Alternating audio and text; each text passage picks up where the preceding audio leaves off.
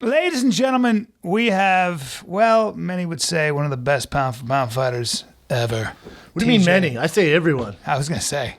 Yeah, a couple guys.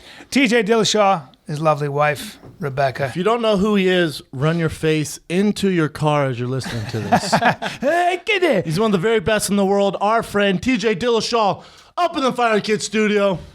Competitive, but doesn't have a nickname. Does not have a nom de guerre, which is French for a name of war. I don't think he needs one. You're one of the few guys that doesn't need it. Because when you talk to Dwayne or any of your old alpha male guys, they're like, dude, you want to talk about a competitor? Lister Bowling, who's my head coach, who's one of your coaches, like, he's the most competitive person I've ever seen. And I grew up wrestling. I just asked his wife, I go, was he always really competitive? And she just went, you know how you nod really? Like your whole body nods? So she nodded at the waist. You've just always been that way? What's going on here, man? Yeah, I think I was raised that way. It's kind of how my family is, super competitive. You had brothers? Yeah, two brothers, one older, one younger. Younger brother was always better than everything at me, so I had to try my hardest to beat him. So I think that's what made me competitive. And then my older brother just beat me up all the time. All you guys grew up wrestling? No, my older brother did not. He's my half brother. My younger brother wrestled all the way up until high school, and then he was too smart and became an engineer. Oh, damn. Yeah. Yeah, I like that. But he was smart to wrestle. But he was the stud of the family. Yeah, it kind of came natural to him. Justin, just everything he picked up, if it was basketball, baseball, whatever it was, he was good at it. Never really had to work hard to be good. And I think that's what, when wrestling started to get tough, he's just like, nah, I'm gonna go to school. Too talented at other things. Exactly. A lot of guys do that. If it comes too easy to you, I think when the going gets tough, it's easy to give up, True that. That's very true. But you've kind of watching your last fight and watching most of your fights, for me, it's so exciting to watch because it's so unorthodox. You're fighting in such a different way. Where did that come from, though, TJ? I don't want to jump right into your last fight. But you growing up, so you went high school and then you went to college for wrestling? Yeah, I was on a full ride scholarship to Cal State Fullerton. That's cool. Yeah, which they don't have a wrestling program anymore, unfortunately. California, West Coast is kind of cutting all their D1 programs for wrestling. It's real unfortunate.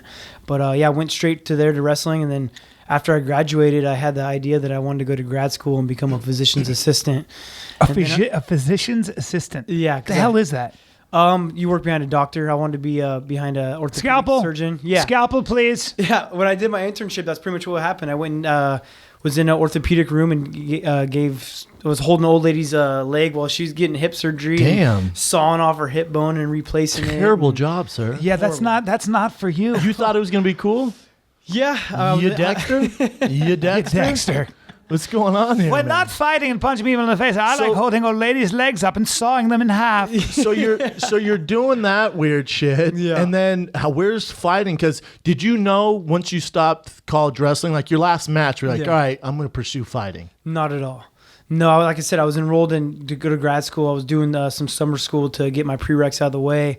And instantly when I went to my first class of summer school, I was like, I don't want to do this. I just did 5 years of school. I don't want to do another 3 years. And Mark Munoz, my wrestling coach, my assistant wrestling coach at the time, talked me into fighting. He knew I was a real aggressive, mean wrestler, real competitive, and he thought I'd be good at the sport. He introduced me to Uriah and said that I should move up to Sacramento and give it a shot. Here's a question for both of you. Too. Here's a question for both chiz.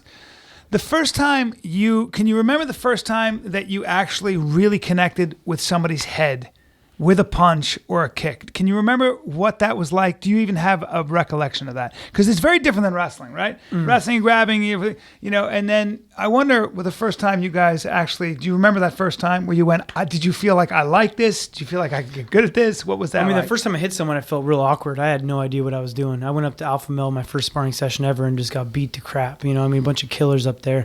I think the first time I remember hitting someone and it felt good, it was when it didn't feel like anything. You took like no effort. That's clean. You finally hit someone, hit them clean on the button, and they're not. It's like hitting air. They're not there anymore. But TJ, for you, for Mark Munoz to say that, and the time, he was in the UFC, correct? Yeah, he was going back and forth. Mm-hmm. For him to tell you to go to Alpha Male, so stop doing this Dexter stuff. Go to Alpha Male, and then when you get there, though, a lot of those guys have your background. Some, right, even more so wrestling.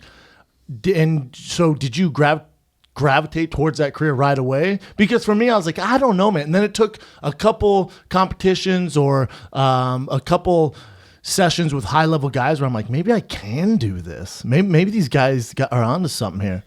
heading up there, I told myself I'd give myself a year to see if I was any good at the That's sport fair. and change myself in it. If I was good at it, I would stick with it. If not, I can go back to school. I can always do what I was doing, some Dexter shit and cutting people open.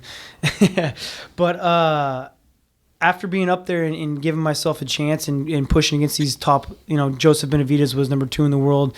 Uriah was, a huge name up there. And once I was kind of holding my own, I knew that I could make it. I knew that I can give myself a shot at it and just kind of threw myself in and went 100%. Because you guys have Uriah, an absolute monster. Well, you guys did have. You're not there anymore. Uriah, Joey Benavidez, Chad Mendez, Lance Palmer. Beast. Most people don't mention, but he's probably the best wrestler out of all you guys. He's right? actually the hardest for me to spar against, the hardest for me to grapple. He makes me feel like a little kid.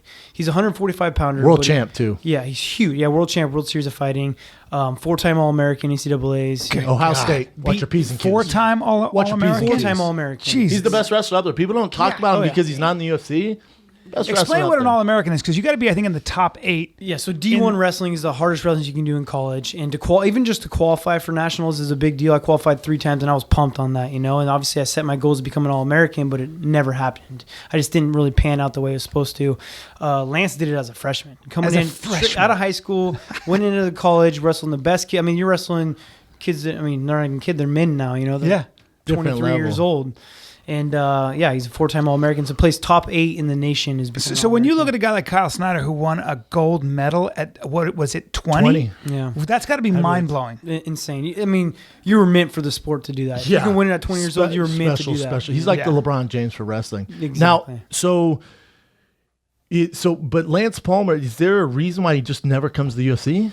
He's getting paid well. I mean, for I get that, but he walks into Fox Sports right now, not one person stops him. Yeah. You know what I'm saying? If he delivered my Chipotle last night, not one person's going to stop him from Postmates, which is, you delivered that bit, the street's going to shut down. You know what I'm saying? Mm-hmm. So for him, and maybe it's about money and being world champion there, but as a fighter, if you never test yourself in the UFC, I don't care if you have Bellator, World Series, FS, whatever the hell, all these other leagues, it really doesn't matter. Yeah. It's like the guy in the CFL who has the most rushing yards, saying he's the best running back of all time. Not really. Right. Not really, man, because you never competed against. But he gives everybody a hard time in the UFC, you're saying. Absolutely, man. Yeah. He's insanely strong, and like I said, at that camp he was the hardest one for me to deal with. I wish he would come over. At first, I don't think the UFC wanted him because he's a little bit more of a boring fighter. He used his wrestling a lot, used his strength, and was holding people down. And the UFC wants guys that are going to go out there and slug it out and make some bonuses and be entertaining. I think he got a call not too long ago to maybe possibly step up, but he was getting paid so much more than what they offered that he kind of wanted to. And again, some guys are like, I'd rather just get paid over here and beat up these guys. I mean, this is a career. We got to make a living out of it, and his career's only going to last so long. I know. I'm just saying. I hope he takes that. He leap. will. If CM Punk can do it, Lance Palmer can do it. I'll tell you that right now. CM Punk if Lance Palmer made that jump, he can do it, Lance. Yeah, you got this, brother. Yeah. So then you're at Team Alpha Male, and then how many fights do you have before the Ultimate Fighter comes calling? I had 4 fights. Similar to me. You had like 2 or 3. I've been training for a year and then got on the Ultimate Fighter. So 4 fights. I mean, I took a fight instantly as soon as I got up there and just kind of used my wrestling background to win some fights. And then on the Ultimate Fighter, you make it all the way to the finale. You lose in the finale. Very similar here. We both lose in the finale. Yeah. And I remember losing the finale, and you tell me your thoughts on this. I remember losing the finale being like, my life's over. Career's over, man. I'm screwed. And everyone's like, not really. Like now the journey starts for you. Because no matter what you do on the Ultimate Fighter, even if you win it, even if you lose in the finals, now you're fighting real UFC fighters. Granted, I fought Roy Nelson, for God's sakes. But after that, the real career starts for you. And we had so much growing to do still. Going in there with only 4 fights. I mean, I had hardly any stand-up experience whatsoever. I was just a wrestler that was real aggressive, and so I had so much to learn when I came off the Ultimate Fighter. The way I kind of took it was that I wanted to fight instantly. I think I lost the beginning of December, and I told Sean Shelby I wanted to fight instantly and get that fight behind me. I was a favorite over Dotson, and I was going out there expecting to win and got clipped. I thought I was invincible and kind of ran at him, and that little fast powerhouse clipped He hits me. hard, for that weight class. He hits, might be the hardest hitter. He's super fast too. So I got clipped, and I felt like I didn't get a chance to really show what I was about, and so I told Shelby I wanted to get in there instantly. And so I think I fought the beginning of February. So 2 months later. Do you get more nervous for fights or for wrestling when you were younger? Wrestling, I was a lot more nervous for. I was like an emotional breakdown for wrestling, just because I feel like there was so much more expectations back then for me, and I was young. I didn't know how to deal with competition. I did it my whole life, but I still I don't know. I put too much pressure on myself to be good back then. Do you think it was because you were young? I hear a lot of guys say that, and I was the same way in football, but you're also a lot younger. Yeah. And then now, trust me when I tell you this, the expectations on you are way higher now than when you were wrestling. And to be honest, it is wrestling. You know, it is wrestling. You're not getting knocked out. But still, it's wrestling. You lose. Like, no one... no money inside. Well, not even that. Inside the wrestling circle, like, damn, TJ lost. That sucks, man. No, the rest of the world's like, wait, what happened? But UFC, everyone's gonna know if TJ you could be getting loses. knocked out in front of millions of people. Big difference. Yeah. And it's your livelihood. It's professional. Big difference. I think I just matured. I had being an alpha male. I think the biggest thing I learned was to have a lot more fun. You know, those guys are always joking around, always having such. You a look good like time. you're having fun. Like I've seen you before a competition, before you fought Henner Burrell, like the second time, and it was like you had just won. You're like did joking around. And don't you think Uriah Faber creates that atmosphere? Not even on purpose. Yeah, it's just kind of the atmosphere that's at alpha male. Everyone's kind of attracted to it. And then even at the beginning of my career, though, I was real nervous and like afraid to go out there and just wanted to make sure I performed to my best. But Justin Buckles, still to this day, I remember walking out for my Easton fight after I lost to a Sensao and being nervous and him kind of saying like, look, man, people would pay millions of dollars to be in your situation right now to be able to walk out in front of everyone, try to go and show off, be a known fighter. Like, this is a huge deal. Make sure to soak it up and have fun with it. And still to this day, I think that's when it kind of clicked with me, just kind of to relax and put a smile on my face. And so then everything at alpha male is going well. If you're a smaller guy, it's obviously the best place to be in the world. Yeah. And I don't think people realize the magnitude, the type of balls it takes to leave that, because I did the same thing in Denver and came to LA. The amount of pressures on you when you leave a camp like that and go somewhere completely new. Yeah. A, what caused that? And B, how much pressure did you feel that first fight representing Leister Bull and the Denver guys? So I was with Alpha Male for 3 years before Dwayne Ludwig showed up out there training with Master Tong was my main trainer. It was more just kind of fighters coaching each other. You know, we never really had a head coach. We never had structure. It was just hold each other accountable by showing up to practice. It's like Fight Club. And going, exactly. It's pretty much what it was. But with the best small guys in the world. It was a fraternity. It was a fraternity. It was a fight club, exactly. And we didn't have any coaches, no structure at all. And we weren't winning world titles. You know, we get so close. Mendez came close to winning a world title. Uriah had a bunch of shots. Joseph Benavidez came close twice to winning a world title. Just never really pushed over that edge. And we kept telling Uriah we needed a coach, you know. And he finally decided to pull the trigger. So we all got together and who we wanted. And luckily for us, Dwayne Ludwig just got hurt and was looking for a coaching position. Never had one before. And we gave him a shot. And instantly, as soon as he came to the gym, I knew that me and him were going to click. We're a lot of the same person. Real intense, real OCD.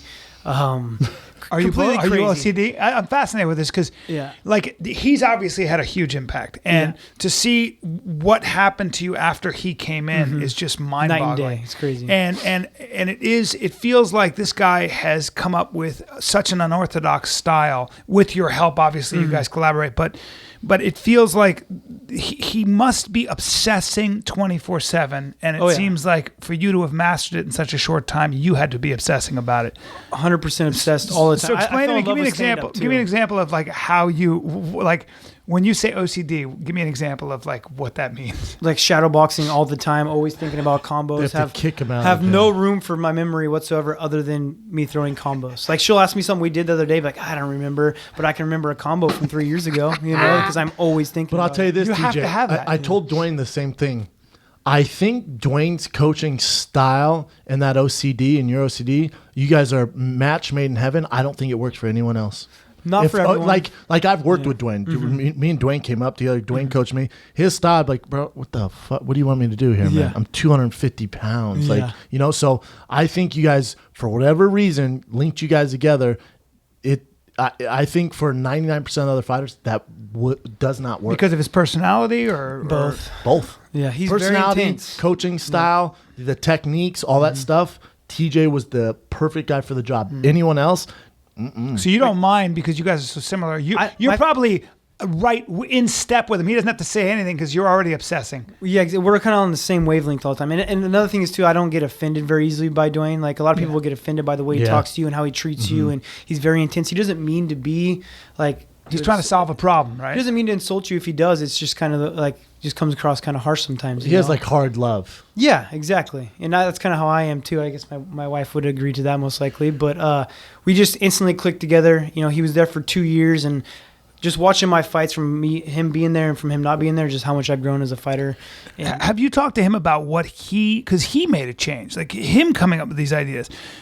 Did you talk to him about who, like, did he watch somebody? Did he incorporate? He obviously incorporated a lot of different styles, but was there one particular fighter that influenced him the most? Or you? No, I never really talked about that too much. Because he was boss root and trained. He was a K1 champion, Grand Prix champion. I mean, Dwayne has a crazy history. But he never fought the style that he teaches. Never. That's what I'm saying. He was kind of like straightforward, real aggressive. Super aggressive. His attitude as a fighter, too, his training partner, he was tough, man. He was the guy in the gym everyone was scared of. If you had rounds and you knew Dwayne was third, you're like, God damn it. I'd rather have Shane, because you knew you were going to get kicked in the leg. No, not even that. Just his mentality. Like, there's no, he's just mean, but he's a mean guy. So if you're like, Dwayne, my knee's fucking killing me, man. Maybe let's lay off the knee. Like, and then you go in there, whack on the knee, like, all right, man, I just fucking told you. Or if he drops you to the body, you best believe when you get up, he's going right back to the body. Yeah. Like, he's just...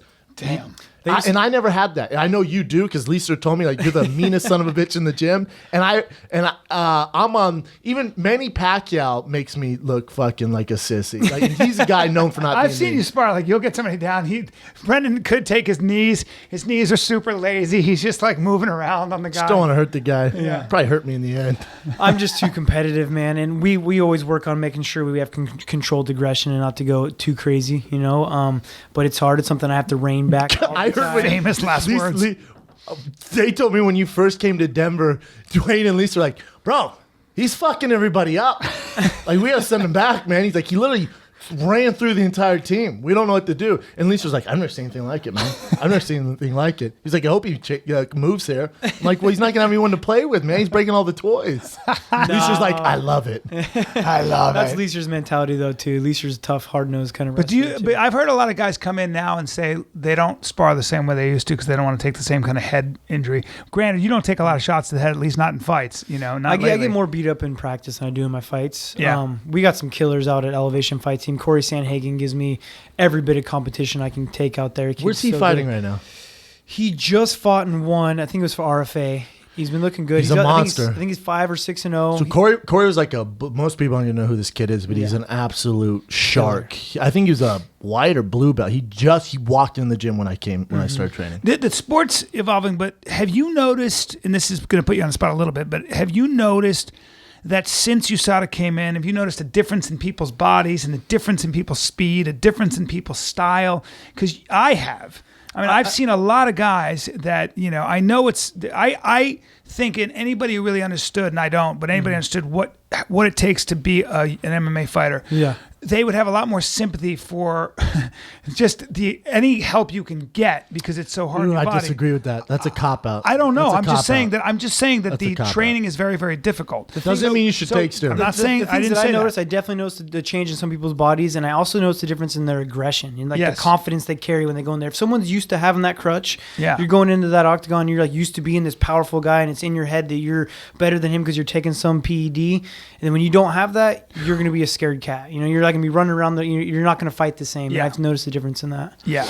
You can see. I mean, you can see it. You can see it. We talk about it till we're blue in the face on there, but you can obviously see it. Mm-hmm. You can definitely see it. Yeah, I mean, look, and a guy who, I'm not making accusations here, he's been busted. Look at Alistair Overeem. Mm-hmm. This motherfucker was on his bike. Yeah. K1 champion, one of the baddest of the planet. Running, turning his back. What do you think that was about? Not to, again. I actually didn't watch the fight. Okay. I'm not one of those fighters that's going to go home and obsess and be a fight fan and watch a ton of fights. My brother was actually getting married on Saturday, so I was... Oh, good for you.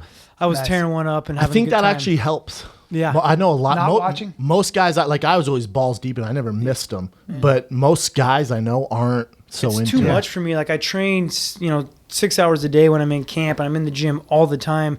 The last thing I want to do is come home and watch fighting because my entire life is fighting. Donald Cerrone is the same way. I was talking and then to him. you get that anxiety. Like, when I watch a fight, sometimes I'm feeling like I'm getting ready for a fight and I'm walking out in front of everyone. It's kind of like, I don't need that cortisol buildup right now. I need to relax, watch some TV, hang out with my wife and dogs. You know? I still get those nerves. Like I was watching the heavyweight fights on Saturday, and I'm like wired for the rest of the night, stressed out, man. Oh yeah, stressed out. Because you just know what they're going through. He knows the feeling. Everything, everything. It's like you're back there. That's why I can't go to fights live. It's stressing me out too much. Yeah. Like I'm like a fucking World War II veteran. I'm like fucking looking around, you know. Post-traumatic. Just freak out, man. You know, it's tough. That is a form of PTSD, probably. I mean, mild. But It's just too many triggers, you know. Yeah, you hear a lot of crowd triggers. or something like that. But so obviously you made the transition to Denver. It's obviously worked out. Yeah. But how much pressure was on you? Because on the last show we were talking about how Travis Brown made the decision to move to Glendale. It obviously has a complete opposite of what you're doing. Yeah. It hasn't worked out for him at all.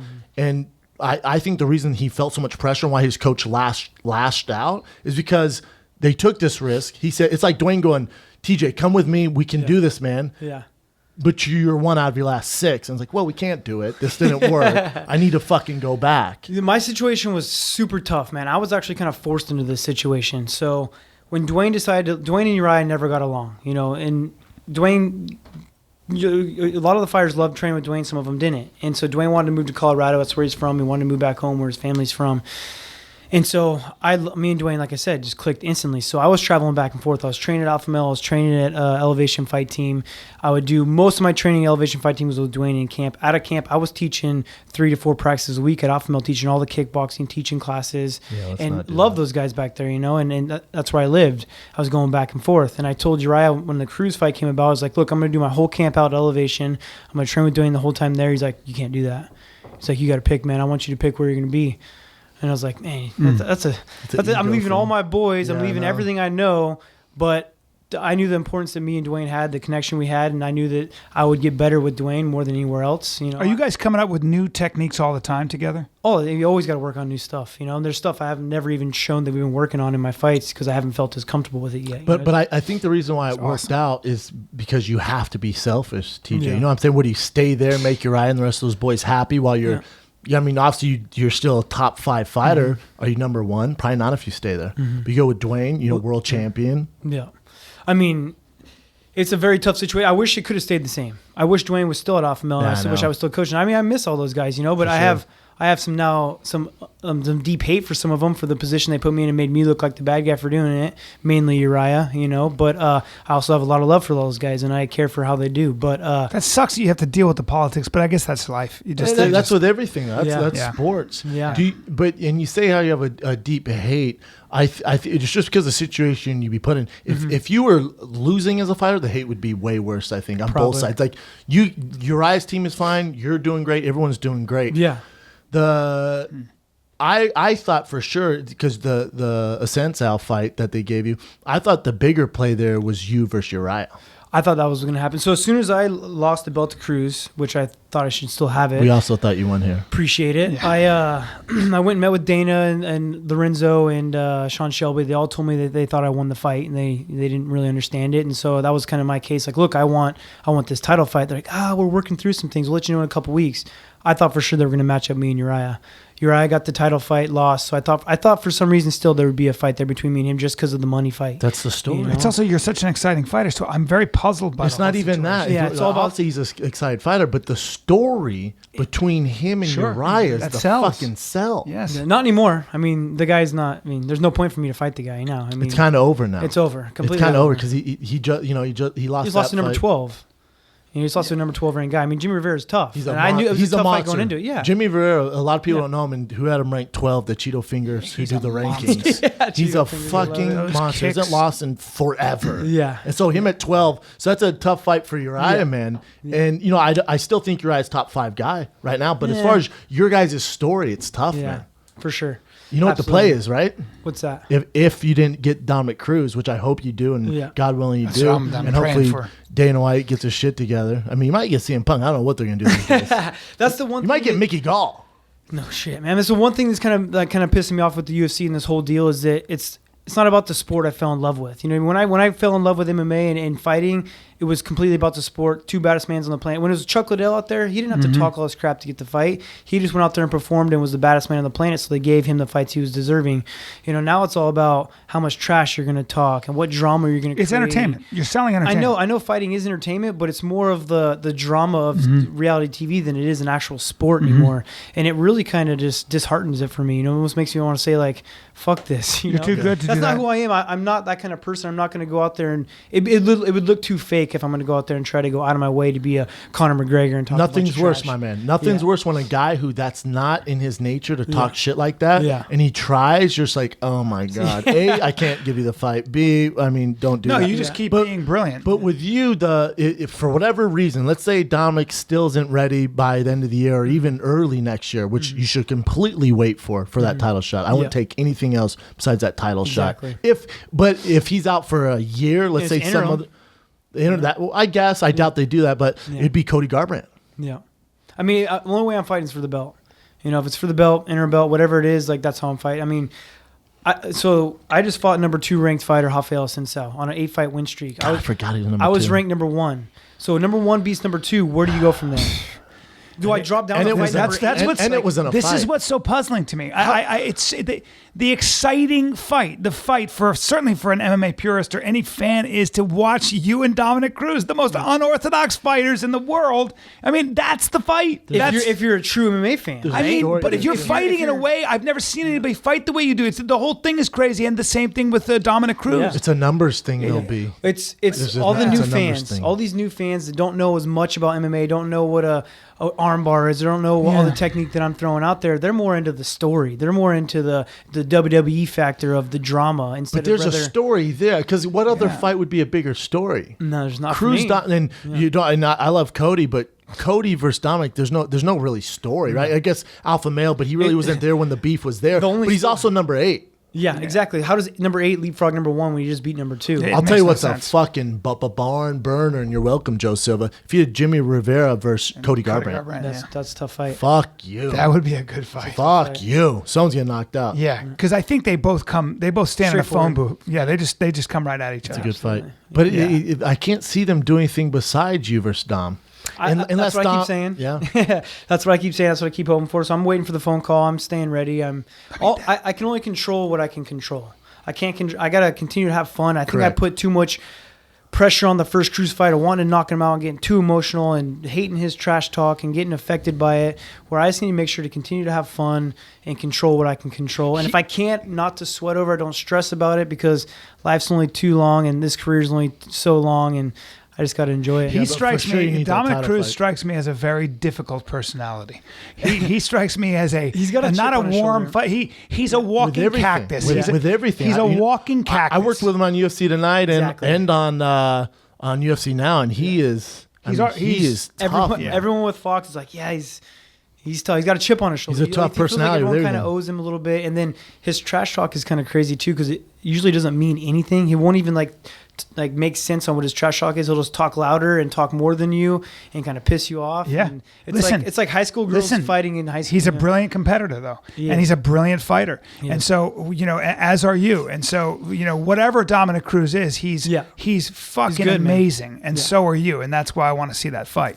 I mean, it's just a fact. With the smaller weight classes, for DJ, I think for him to become mainstream and to get, if he headlines a pay-per-view, he gets like 7. He gets 7 from his hometown. Like it's hard. He's just so tiny, but he's magnificent. He's a phenomenal fighter. Mm-hmm. For a guy like that, and I wish the UFC would do something with him. Granted, they're trying this Ultimate Fighter series where they have all these, world champions from all over. If we don't know those guys, no one gives a fuck. Mm-hmm. Granted, the Ultimate Fighter might help with that. For him, he needs to take super fights. A super fight with TJ Dillashaw. I want to fight Demetrius Johnson. I'm a huge fan of the guy. Great dude. He's awesome. I think he's pound for pound the best fighter in the world. I want to get my belt back, and I want to fight Demetrius Johnson. There you go. You do. You do. Heck yeah, man. I want to be the best pound for pound fighter in the world. I mean, that's the whole point of me doing this is to be the best, and to do so, I need my belt back first. That's first and foremost. I don't get why he doesn't do it. No, so let's say you fight Dominic. He's going to fight the winner of the Ultimate Fighter. Yeah. But the cool thing is that's the super fight. I can actually drop to 125. I know. I don't worry about cutting weight till 5 days before the fight. I'm only 150 pounds through fight camp. I can make 125. You can make 125. I want my belt back, and then I'll fight Demetrius. So you want both you can do it though. With a 35 he can go to 35. Oh, yeah, he can go to 35. He's fought at 35. Yeah. He can go to 25. You can both. It makes sense. Would you rather fight him at 35 or 25, or do you not care? I'd rather fight him at 25. So you can get that belt. Yeah, well, exactly. That's the plan, though. Fuck, man. 2 belts. Yeah, it's my plan at least. But obviously, first goal, get my belt back. Push for that Cruz fight.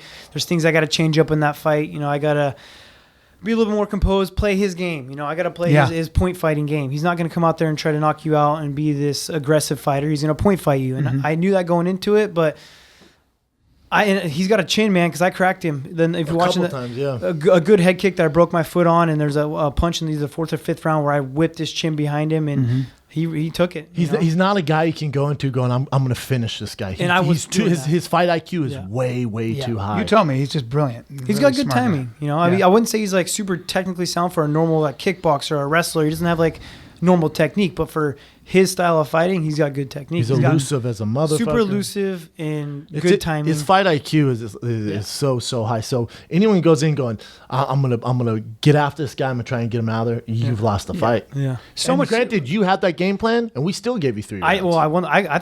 I thought I had 4, but I'm pushing it there. You're like, I had a 5-0, man. Just biased as shit. My wife is like, I had it 5-0 too. Yeah. Yeah, I bet you guys did. No, yeah. But I guess when I look at certain guys fight, I go, those guys are going to fight. When I look at someone like you fight, and with whether it's Demetrius Johnson or it's Dominic Cruz, it always feels as though you guys, it's almost like a math problem you have to solve. Like it becomes different, more than just a fight. It feels like just high level chess. Because the chances of them knocking the finishing early too, it's a little different. Sure. Like when you watch Stipe versus Overeem, it's literally like, all right, I can't go on a piss break because jab's gonna knock someone out, and they're both gonna stand in front of each other and throw some punches. And like Demetrius Johnson, me, Dominic Cruz, all have excellent footwork, all have excellent cardio, work as hard as anybody in the world.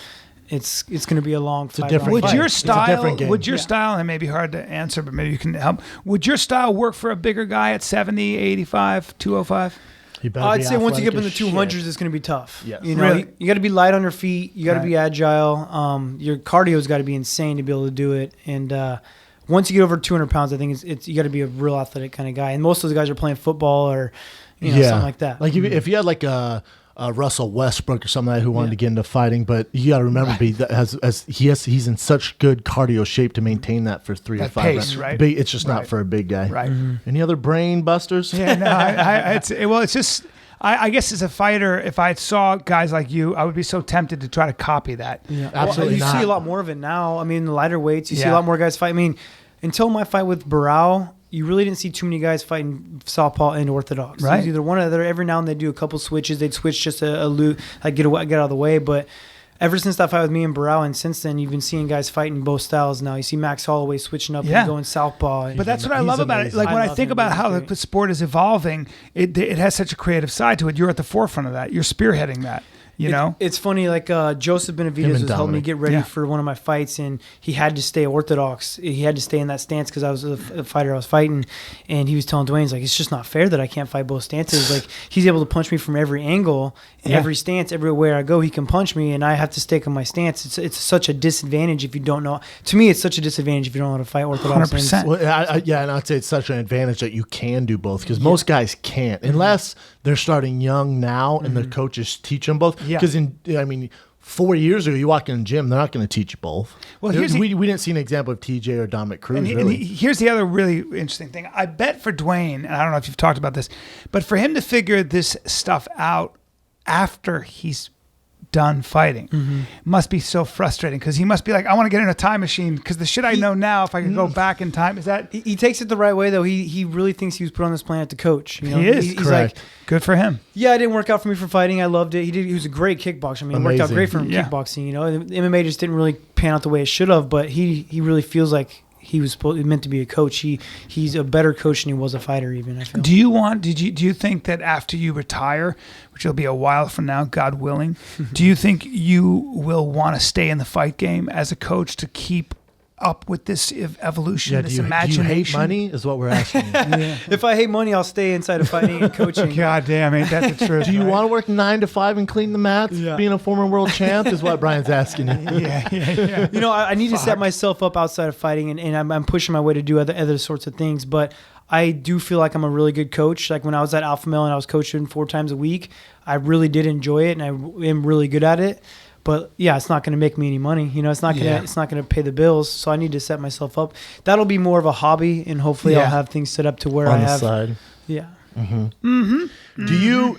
And I always find this intriguing. You see it online right now. So obviously, I'm sure you're aware a guy like CM Punk, or you see how much money a guy like Conor McGregor makes. Mm-hmm. And then you see the union talk, and you don't. I'm not trying to get you in trouble with any of this stuff. Oh, yeah. But with a union, or even if the fighters band together, when you see a guy like Conor McGregor make whatever $12 million, then you see how long you've been doing it, or you see a guy like CM Punk who's probably going to make 7 figures as well. His flat fee was $500, and then with sponsors and pay-per-view, he'll probably make 7 figures. Stuff like that, and you can see the disgruntled UFC kind of grouping of fighters, like throwing shade at him, but I don't think it's because you guys dislike CM Punk, and I don't dislike CM Punk. Not at all. He's a great guy. It's just when I see the amount of work a guy like TJ Dillashaw puts in, and I see these other guys Over a that's lifetime, an by issue. the way. Yes. What do you mean over a lifetime?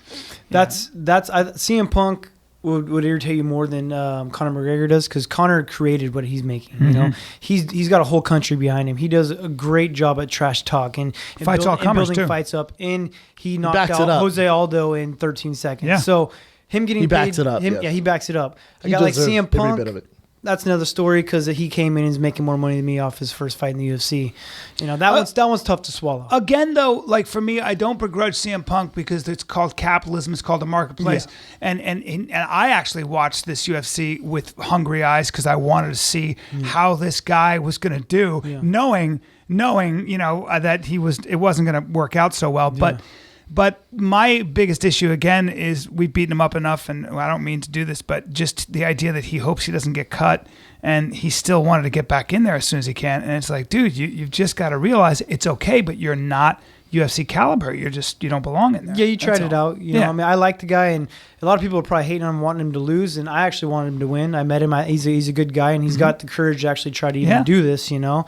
But yeah, I mean, you tried it out. Yeah, I mean, even it's watching all good. his, like, the countdown they did on wherever that footage was of watching him hit mitts and do all that. Yeah. Yeah, you better put in another 5 years before you're ready to fight in the 100%. UFC, you know? 100%. And even then, Yeah. a lot of guys have put in a lot of 7 years and can't make it to the UFC. So Yeah, it's a very slim percentage. it's Safe. tough. It's yeah.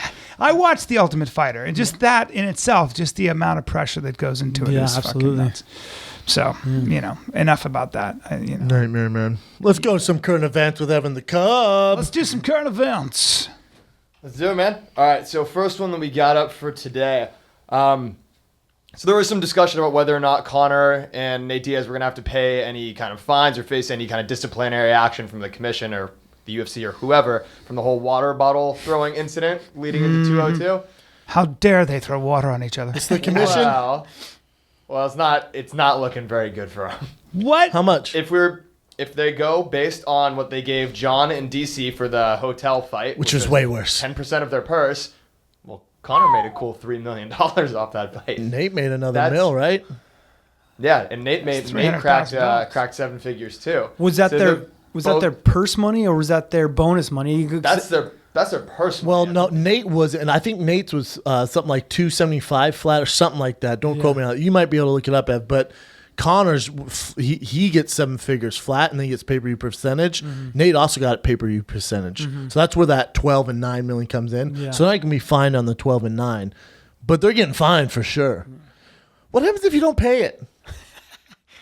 I don't ask Nick Diaz. He still refuses to pay the NSAC fine that he got. And if someone was really gangster, and I know you're listening, Jake Shields, someone would have thrown one of those Monster Energy drinks. You know what I'm saying? Fuck the water bottle. I saw that big-ass Monster Energy drink. If you really hate him, you're going to toss that. No, Jake hucked like a a little like frappuccino from Starbucks that someone was drinking. Jake's a vegetarian. Jake threw like a fucking green juice Head of or broccoli. something like that. Just a head of broccoli he keeps in his bag. You bastards! Bastards! Is that a yam? This is good the for fuck you. was that? This is full of iron. Take this, you It doesn't bastards! feel like iron, but it's full of iron. Who's throwing carrots? He's just fucking slanging carrots like Robin Hood. Damn it. Don't be let that go to waste. sick. Pick it up, put it in a stew. Yeah, I mean the fines are silly. Good luck getting that money, Throwing especially water from bottles. Nate Diaz. Good luck getting that fucking money.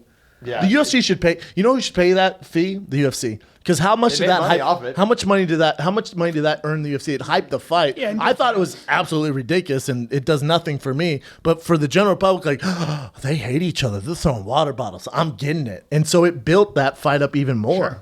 So the UFC should Get the cover all those fuck out of fines. here. Get the fuck out of here.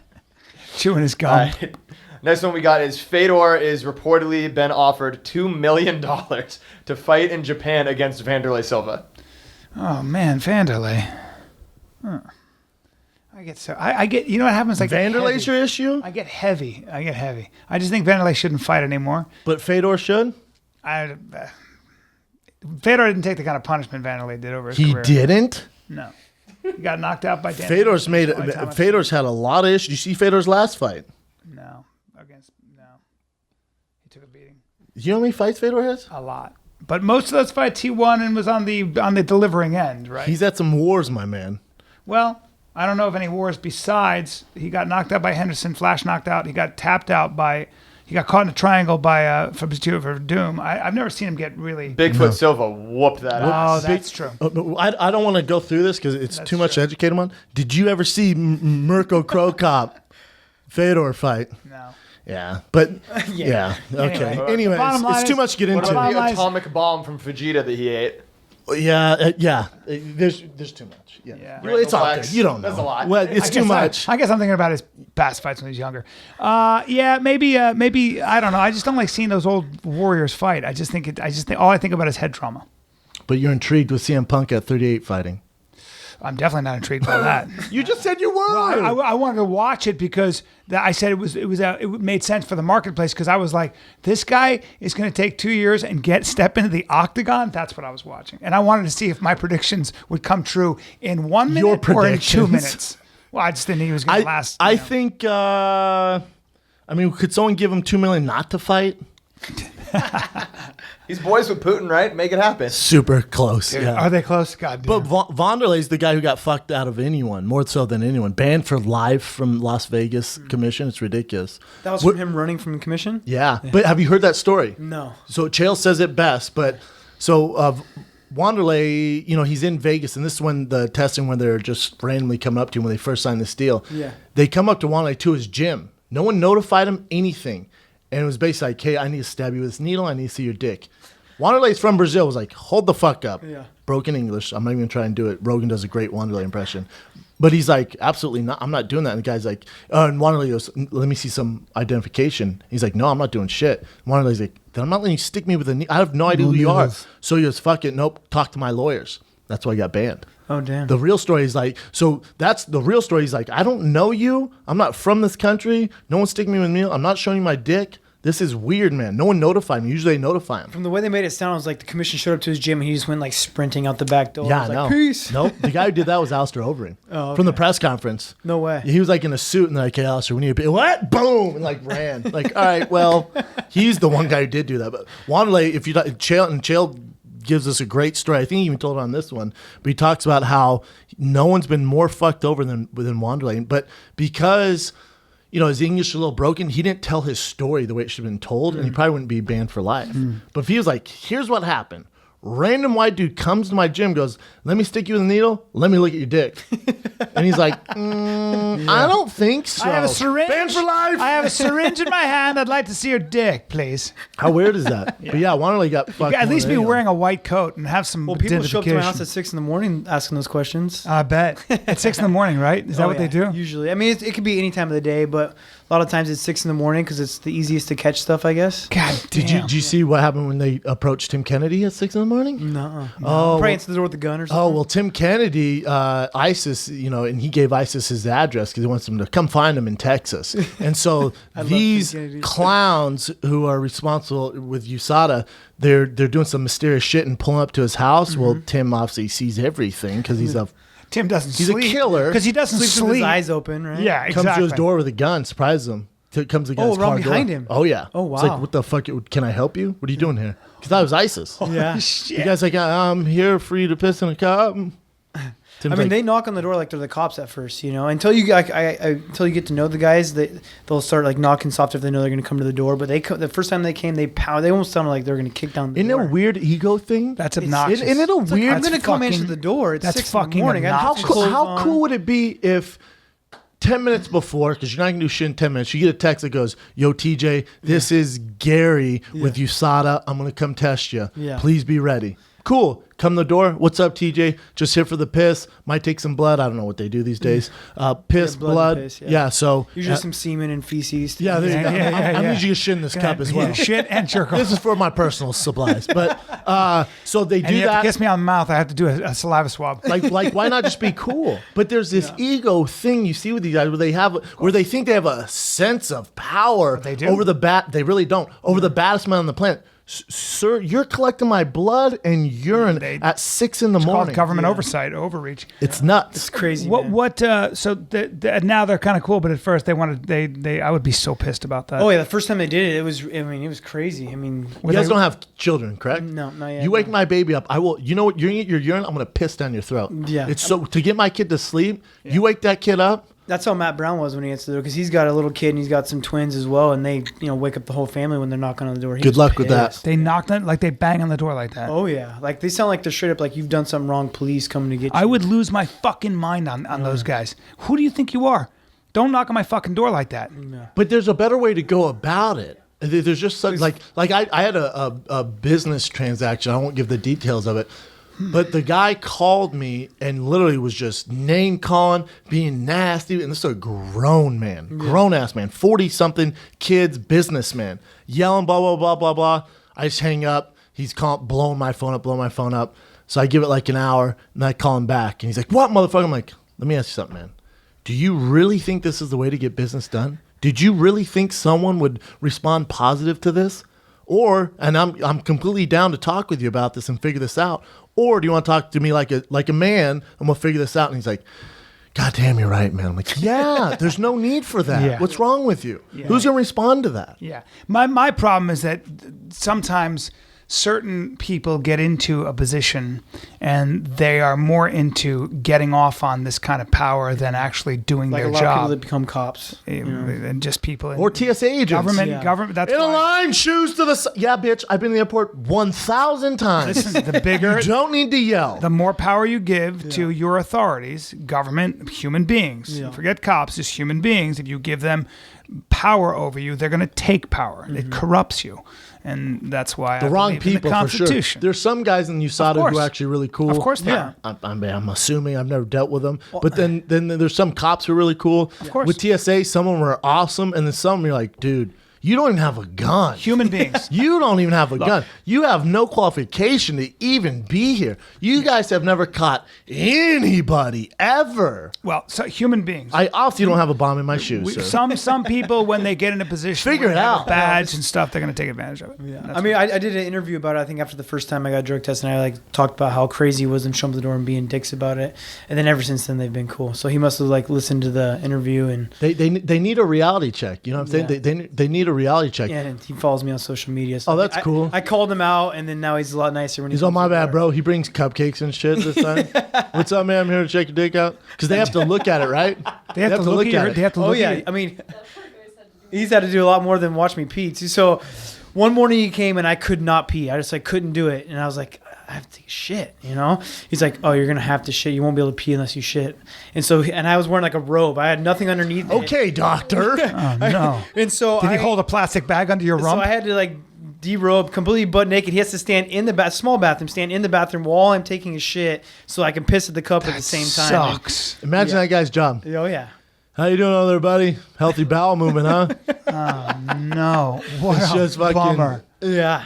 I'm gonna poo. Did you look at him and go? And did you make eye contact?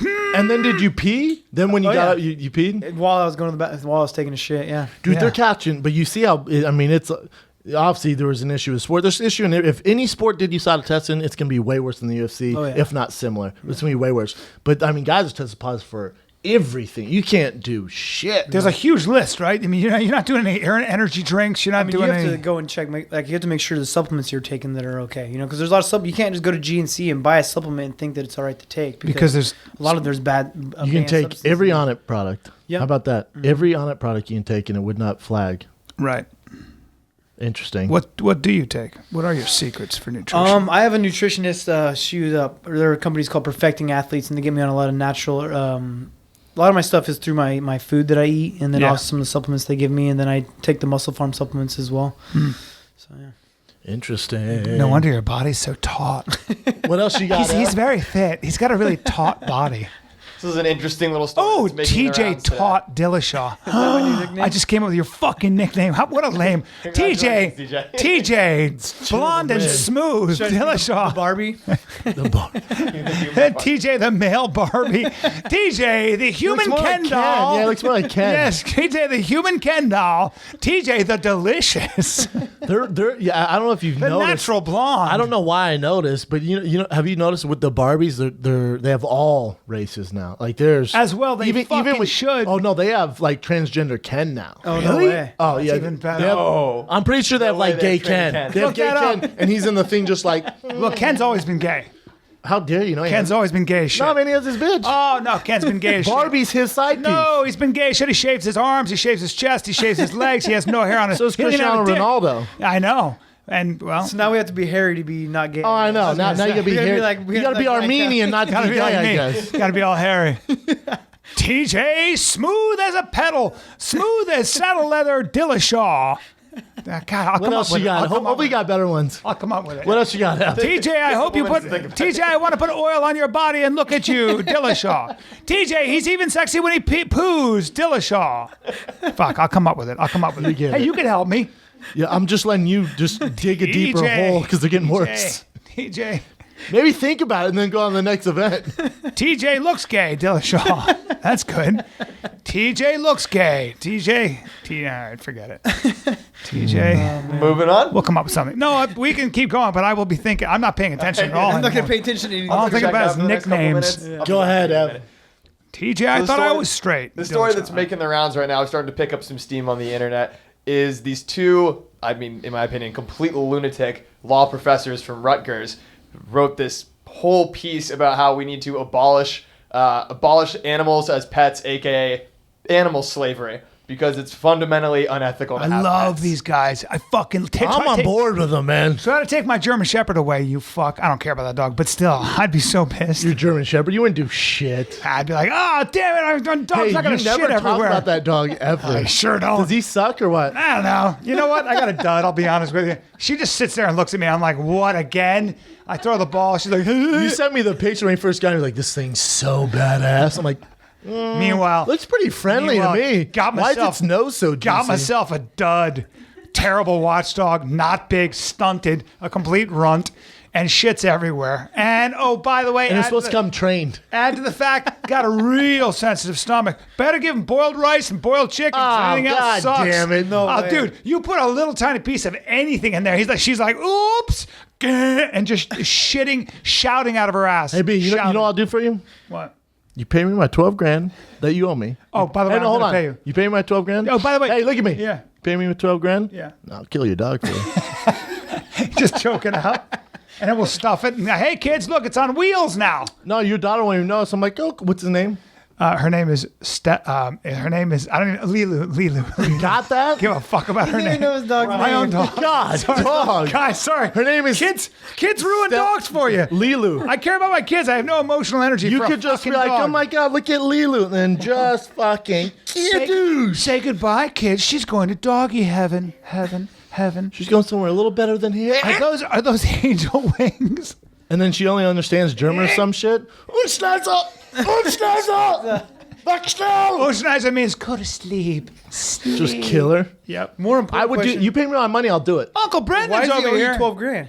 Oh well, let me just start with this Right. because And I'm gonna I pay called the Connor Diaz fight, Yeah. right? So then that was $6 grand. That was $6 grand. Okay. And then we did Double or Nothing with Overeem, Stipe Stipe. Overeem, and I Okay. took Stipe. I had Stipe, by the way. Isn't it 3 bets in? It I had- started at 3, went Yeah. to 6, and now we're at 12. I think so. Yeah, I forget. I had Stipe, should keep but this he going. bullied me. We are going to keep going, but I'm paying. Yes, pay my money. For you 'Cause guys, fans think it's Yeah. fake, and I told Brian, like, you have to pay my money. No, you You fuckers- know what? If you don't pay my money, I'm gonna kill your dog, and then you don't. That's gonna help you. But I'm gonna do it vicious. Vicious. I'm gonna get on Instagram like, hey everyone, Brian owes me $12 grand. This is what happens. They don't pay me 12 And I'll grand. be Like the Joker. and I'll fake cry. No, it's gonna be like the Joker, and there's gonna be tape over his mouth. And I'm Yeah. gonna have like the Joker paint on that shitty green suit. Okay. And then I'm just gonna reach into his juicy ass nose and squeeze his mouth shut, and then just And just cover his no, I'm nose. just gonna stare while he dies. Oh my God. Like this. What a terrible way. And he's gonna Serial go on. killer.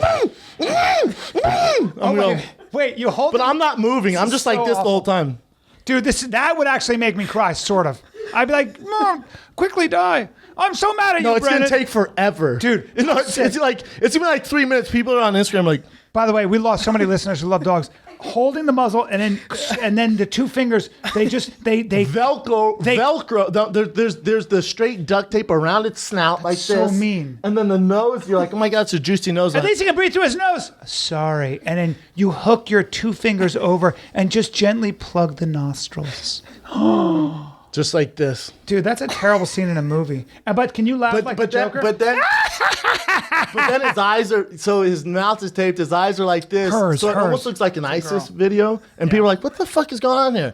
And I'm going to be in your basement, like John Bonet style. I'm like, well, this is way over the top. I'm saying this whole thing is we've terrible. just lost You're talking about 30,000 killing a listeners. dog, killing my beautiful Like dog. John Bonet in your basement. I'm going to sneak down there. No one's going to notice. Yeah. Your kid, and there's going to be a ransom note on the Yeah. steps. And it's like, Brian, you did this to yourself. Pay me $12,000, wire it to this account now. Better is you'd hold the dog hostage and you'd have your fingers. No, I don't hold him hostage. Just over the nose. And Nope. Like, the fingers. Now, I got to teach you a lesson. Really? Yeah. There's no. Dude, you're not the cartel. Give me a break. Give me a chance. No. Don't put the tape. fingers over her nose. Don't put your fingers over her nose. And they're just hovering. An No, inch from it's her going to be a nose. 3. It's not going to be fast. It's going to be a 3-minute video of me just like this. So I have 3 minutes to get you the money? No, I don't care about the money. Dude, you're I just wanna lowering your fingers, I bro. just want to take care of the dog. It's not the dog's fault. I'm doing a solid, really. Goddamn, just because she has a digestion issues doesn't mean But she I'm gonna needs show to it to die. kids. The video, you're just like, what is this? I'm like, Kids, good news I'ma and bad say, news. Brian, you did this to yourself. Oh. And the dog's gonna be like, I'm going. No. But then I just, Last minute, no, it's 2 minutes like this. And then even I'm bored. I'm on, No, take your fingers off. Take your fingers off. and dead. No. Dead. And back to life. You bring her back to life. Yep. Give me You my blew in her fucking nose. money. You blew her in her nose? Yeah. So, head so fake. Look, Head fake. Look, dead. no, Your kids no. are like, God, no, why? And I'm all, hold. You know, give me my fucking money. Or I'm not next time- reviving it next time you don't get rid of- Next time, you're the dog. Oh my God. And you have my dog in an undisclosed location. Where is it? It's in my back of my Bentley. It's very obvious where it's at. It's I in the need back that of your Bentley. $12,000 Good in the luck. back of my Yeah, Bentley. good Yeah. luck. Where's TJ in this whole video? He just comes in and goes, should have paid her. Should have paid him. We retweeted on his Instagram. Listen, we love dogs here. And We do love and them. I love my dog. But give me sort my of. fucking money. I love the dog because she's a dog. Brandon But just loves money a lot more than he loves dogs. that's exactly right. comes That down. dog's life is not worth $12,000. That dog wasn't cheap, though. She wasn't cheap. What but- was the event? Oh, that's right. People think pets are slaves. Yes. Yeah. I'm sure that guy really enjoyed More this. convinced that they're slaves now after that conversation than they were. Do you guys have pets? Yeah, we got 3 dogs. What kind of dogs? A French Bulldog, a Pekingese, and a Cane Corso. Yeah, you guys. Ooh, don't- Cane Corso. You guys don't discriminate. Cane Corso are no fucking joke. Yeah, They're is that how you awesome. actually pronounce it? Is it Cane Corso? Cane Corso. I've always said Cane Corso. Yeah. They're awesome, man. Well, He's they're cool. Italian Mastiffs, right? Yeah. And they can be used as Beautiful shepherds dogs. and as guard dogs. Short tail, big heads. Oh, yeah. They look like a pit bull Yes. and a mastiff Boxer had mastiff, a baby. yeah. They're Exactly. huge. They're too. like a big dog, but ripped like a pit bull. Yeah. He's awesome. awesome. Yeah, some He's would say cool. dangerous. How big is he? He's only 6 months and he's 70 pounds right now. It's a big animal. He'll probably be like 140 pounds. Pretty chill, or does he try to eat the other dogs? Super chill. You're Hey, not- because if he gets out of hand, I got a guy. No, you're not holding that dog's mouth closed. No, I got a guy. My He might shepherd, just rear naked choke. my shepherd has a very long snout, very easy. But that kind of Corso has a big blocky face. Those things are no joke. You guys are out there because you got some land out there too. I'm assuming if you have those 3 dogs out there in Broomfield or wherever you are, if you're by Leicester, because you're gonna need land with that King Going to be, Corso. we're about to build a house right now. We should break ground as soon as I get home from this trip. I'll be Leicester's neighbor, scary enough. Sick, Really? man. On Yeah. the lake. Yeah, it's be out on the lake. That's So, great. Are They you have going a to be? great setup, man. Malibu's gonna be dock front. It'd be awesome to wake up in the morning, go jump on the boat. It's Are you sweet. gonna? Are you gonna build it yourself with your bare hands? I wish, but no. Not shirtless. I mean, a while your house girl like bakes that, you a house pie? like that, a lake in the back. It's time for some little TJs running around there. Yeah, man, it'd be the life. I mean, I wish I could have grown up on a lake. It would have been awesome. I mean, No I was kidding. very privileged, but anything better. I mean, I would go over to Leicester's house and watch his kids go out and fish and play in the water all the time. It's awesome. Is little Leicester still wrestling and kicking ass like his dad? Yeah, he's an animal. Is he an animal? Yeah, he's an animal. How old is he? He's super aggressive. He's 9 or 10. Dude, I got I had a video. I'm sure Leicester still has it. So Leicester Bowen was the head wrestling coach for Shane Carwin, myself, Nate Marquardt, GSP, everybody. And he was just a wrestling coach at the time, and he was the assistant coach at University of Northern Colorado. And so he was helping Rashad Evans out too. And Rashad's kid, I think at the time was 6. Little Leicester was 6. And there's a video of those two like squaring off, dead serious at 6 years old, wrestling each other. Amazing. Yeah.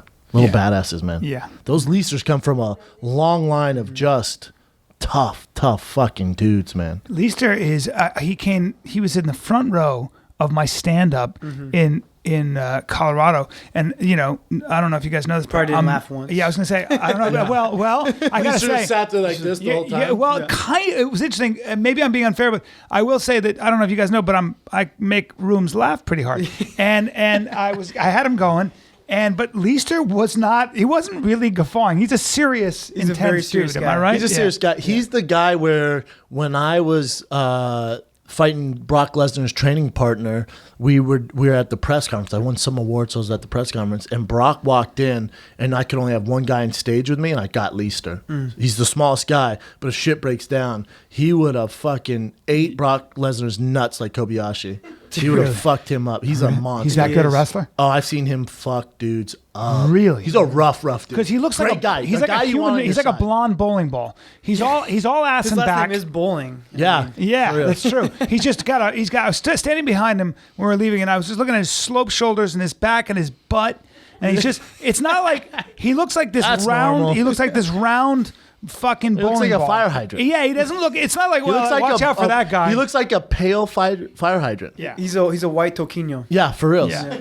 Do you wrestle him? Oh yeah, he beats me up too. He's He a doesn't, fucking take nightmare. it easy. Like he loved talking about it to all his friends. How he beat me up. I've seen him break dudes. Yeah. Like Really? literally Oh, yeah. UFC world class guys who be like, yeah, let's go around. I'm just like, yeah, let's watch this. So not the guy you want to scrap with in a bar. Not the No. guy in close quarters in an elevator He you has want to get great involved stories in. too, man. Yeah. He's not the guy you want to fuck with. No. Balls deep in guns too. Oh yeah. Just Guns. loves guns, Blonde as shit. hunting, So I'm moving wrestling. The area I'm moving to is like the most Republican you can think of. Like everyone's got a big giant American flag in their front. God, door. guts, and guns. And then everyone's got a whole room, not a safe, a whole room for guns on that block. Like his dad lives next door. It's a militia. His gun case is seriously a room. Like you go in there, he's probably got like a good 50 guns. Jesus and Christ. and all white.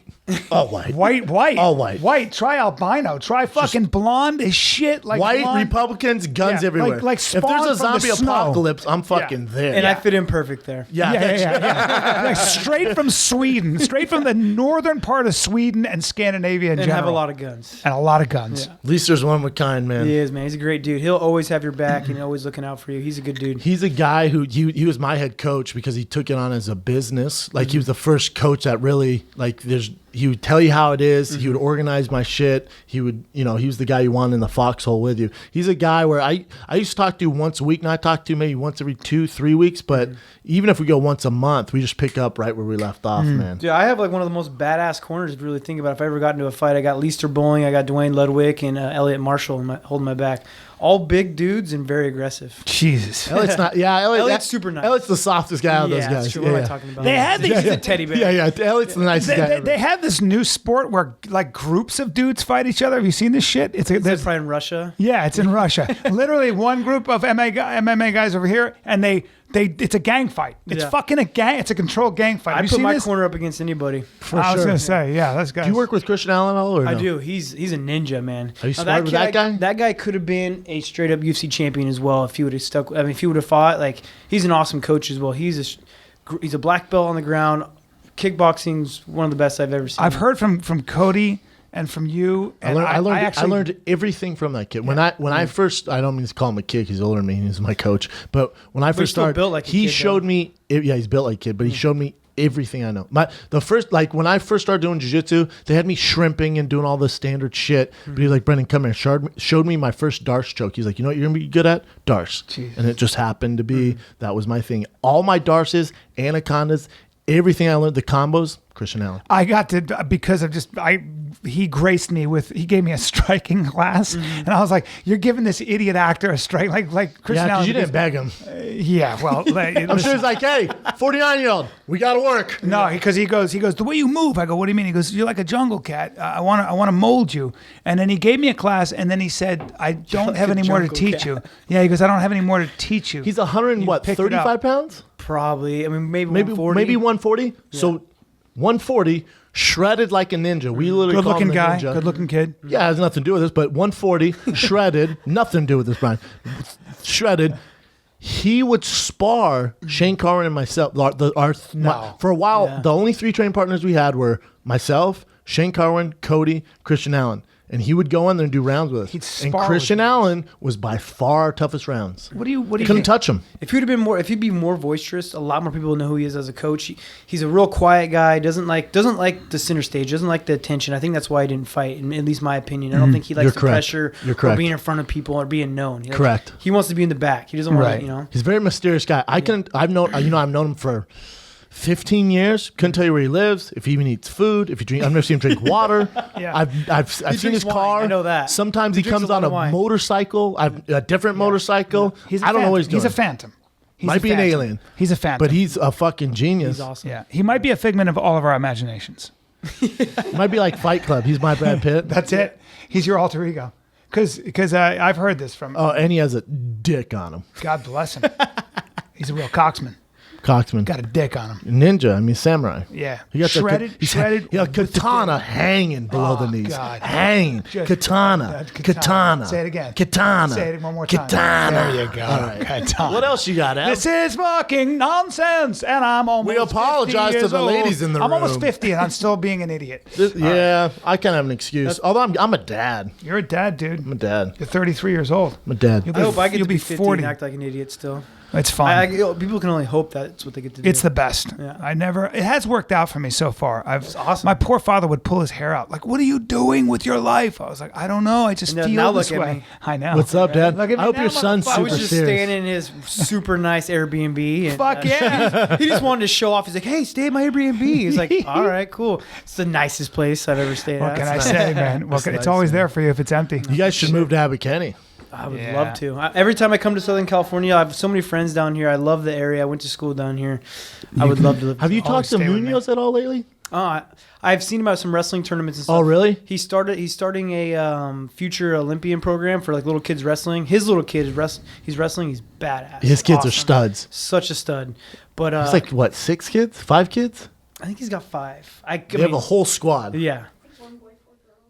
Something. Yeah. Something like, yeah, you're right. I think you're 2 boys. Yeah, but so he's starting a future Olympian program where he's gonna have a wrestling club, and He's such a his true good coach, passion. man. He's such a good coach. Like at Rain, he'd be getting ready for Lyoto Machida, and he would be leading the class, and we'd be like, dude, you gotta do your own thing. Like you have the biggest fight than any of us. Like quit coaching and just focus on yourself. 2-3 weeks before the fight, he organized the class schedules and stuff. He has an eye for coaching, man. I mean, I owe my entire career to him. He's the one that got me in fighting. So Dude, I'm telling that guy is. I think a common theme, if you talk to anyone about Mark Munoz, he's helped so many people. And he's the nicest With me, guy he was in the the world. reason I came to California. Yeah. I moved from Denver, California to Mark Munoz. Good call. Yeah, right. what I mean? Yeah, good call, man. heck Yeah, yeah. Munoz is the best. Yeah. The best. What else you got, Ev? About those animals being slaves. Yeah, I don't care. Yeah. I don't care. Yeah, I don't care. I don't care. Complete nonsense. Yeah. TJ will shoot all of them. What? Yeah. Him and his rich Republic friends in Colorado will shoot all your animals. Yep. And we don't consider hamsters or rats animals. If any animal's on my property, just know they're gonna eat a bullet. And don't think just because I live in Marina Del Rey now, I will still eat a rat if I have to. I mean, I think they'll believe you. You did a 4-minute bit on snapping a German Shepherd's neck. I really did. Dude, I know. You know what? That might be the skit we get fired from. I think Fox. you just crossed the line.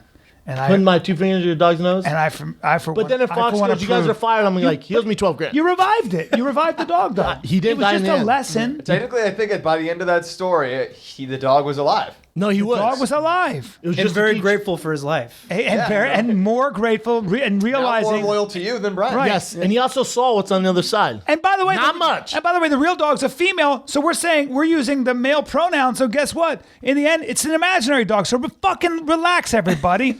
The imaginary dog was suffocated, I but did bring brought it back to life. Yeah, watch. I have always wanted to do that. It's an imaginary dog. You always Calm wanted down. to bring a dog back to life? No, I don't want to bring him back. I want a dog big enough to stick my fingers in his nose. And do what? Just stick him up there. You want to feel his Just nose? a wet little Just moist nose. squeeze his nose. You love a nose, man. I send him pictures when I'm at the stable because my wife rides horses. It's really cheap, and sure. and I send close-up pictures of horse noses and I send love it, a horse and then he'll nose. write back, "Ooh." I love a horse nose. You want to squeeze a They're horse like nose. it's like a summer peach. They are so soft. I ever tell you about my mother's? We used to ride. She loved this horse called Maharasa. Oh, you haven't told us about Maharasa. Maharasa. It's pronounced Have I Maharasa. ever told you guys about Maharasa? My mom's favorite horse? That's Maharasa. No, Brian, but we would love to hear it. So my mother came Please home. tell us about your mom's favorite horse. So my mother came because we home. hate listeners. Maharasa. Listen, dude. Did I ever tell you about my dad's favorite restaurant in New York? None of us from New York. We don't live in New York. Hold on. You want to hear about that? This story has a good payoff. My mother came home very upset because Maharasa brought her head over to the other horse's stable and stuck her tongue out. And the other horse bit her fucking tongue off. Yep. Stand your side, bitch. I didn't know horses would do that. And went, Dull teeth, too. oh, took them flat grass tamed teeth and just and nipped that fucker's tongue Well, off. that other horse is like, ah! That's right. And I'll do you one Was better. your mom sad? I'll do you one better. Excuse me? Wait, do you have to put the horse down, yeah? I believe you do. But I don't know if they put Maharasa down. I just know that Maharasa. Who named her that? Lost her tongue. That pisses me off. It should piss you off, buddy. No, not biting the tongue. That's hilarious. name Maharasa? The Maharasa pisses It's me pronounced Maharasa. off. Is your mom from Egypt? What's going on here? Well, in fact, that is an Egyptian name. Very Yes. good. Pound me up on that. Excellent job. Now, having said that, poor Maharasa can no longer talk or sing, and that's a bummer. You're an idiot. I know. You're an idiot. I know. Ha, I got one better. So do you know that deer will sometimes... Did I ever tell you the time my dad's shoe got fucked up and stepped in a puddle? Nope, sure haven't. I want everybody to YouTube this. Do you know that deer will eat fucking birds that are caught in fences? And on YouTube, there's a chicken running around in a circle, and a horse walks up, bends down, and goes, and eats that fucking chicken, feathers and all. YouTube it, motherfuckers. YouTube it.